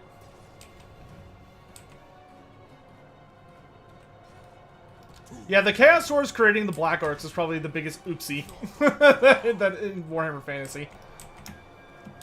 Like, that was a massive miscalculation.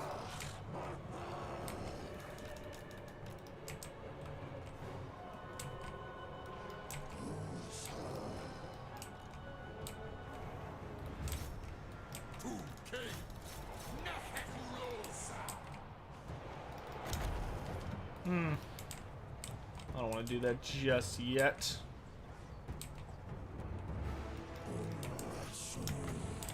Yes, come on the ground where I can shoot you. Damn it! Forgot that it bounces. He should be suffering army losses here pretty soon. Yeah, there he goes. Okay. Victory!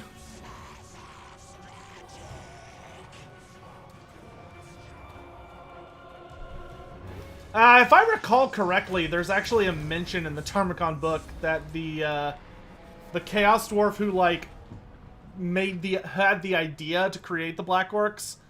If I recall correctly, there's a mention that like it's not recorded if he survived the rebellion, but I believe it's noted that if he did, like the fate he suffered was way worse than just dying.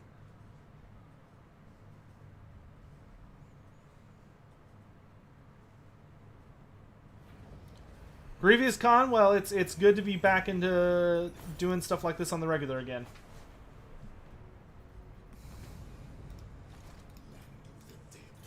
Alright, as cool as this Tomb King is, he's just a generic Tomb King, so we're going to replace him with that super badass one now. Perhaps an agent of Settler. You better not be. Keep him at arm's reach. Rakash! Submit to your king. A proper king.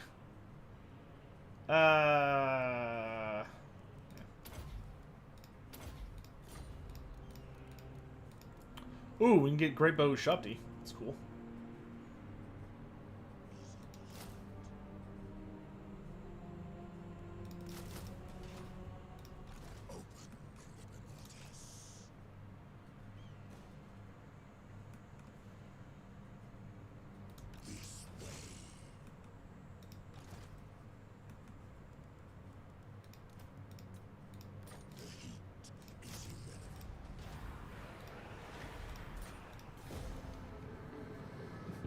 Alright, my dudes. Well, I'm getting super duper hungry, and we've been going for a good 3, almost 4 hours. So I think we're gonna go ahead and it's Cetra's faction. I think we're gonna go ahead and call it, so I can go get lunch because I am Absolutely starving. So, thank you all so much for joining me today. I hope you all had a really good time. We've actually got a decent number of viewers on Twitch, so I'll be sure to send y'all in a raid somewhere. I don't want y'all to get your time wasted. But, yeah, thank you all so much for joining me. I hope you all had a good time today. It's good to be back streaming some Total War. I will be back to streaming on a regular basis now.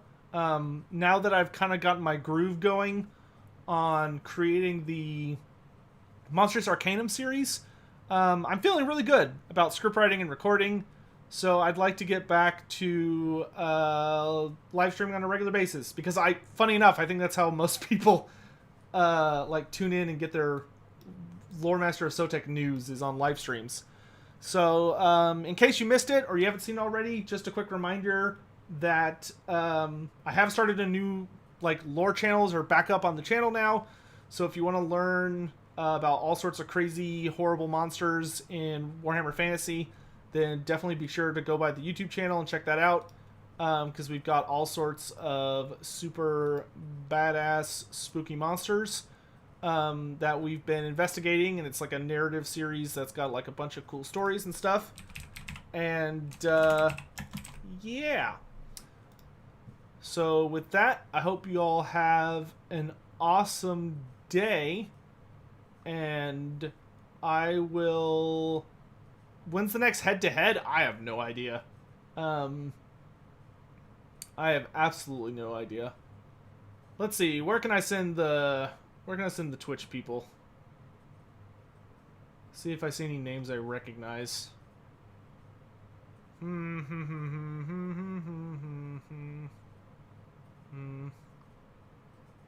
Wait, I recognize this person from multiplayer streams. Okay, I'll send y'all there. Alright, so thanks again for watching, everybody. I hope you all have a lovely day. I'm gonna send the Twitch people off now to raid Happy Puppy, who is a person that I saw on one of the multiplayer streams the other day. So it looks like they're doing some... Oh, they're doing a King of the Hill, so it'll just be pure multiplayer action. So I'll send y'all off, and everyone on YouTube, have a lovely day. Stay safe out there. Remember to wash your hands, wear a mask, and be sure to go check out the Monstrous Arcanum series on YouTube if you haven't already. Join the Discord if you haven't already. Lots of cool stuff going on there. And if you watch the Monstrous Arcanum series or this live stream, be sure to hit the like button, leave a comment. I really love reading y'all's comments and all that jazz. Enough talking. Thanks for watching so much, you guys. See you next time.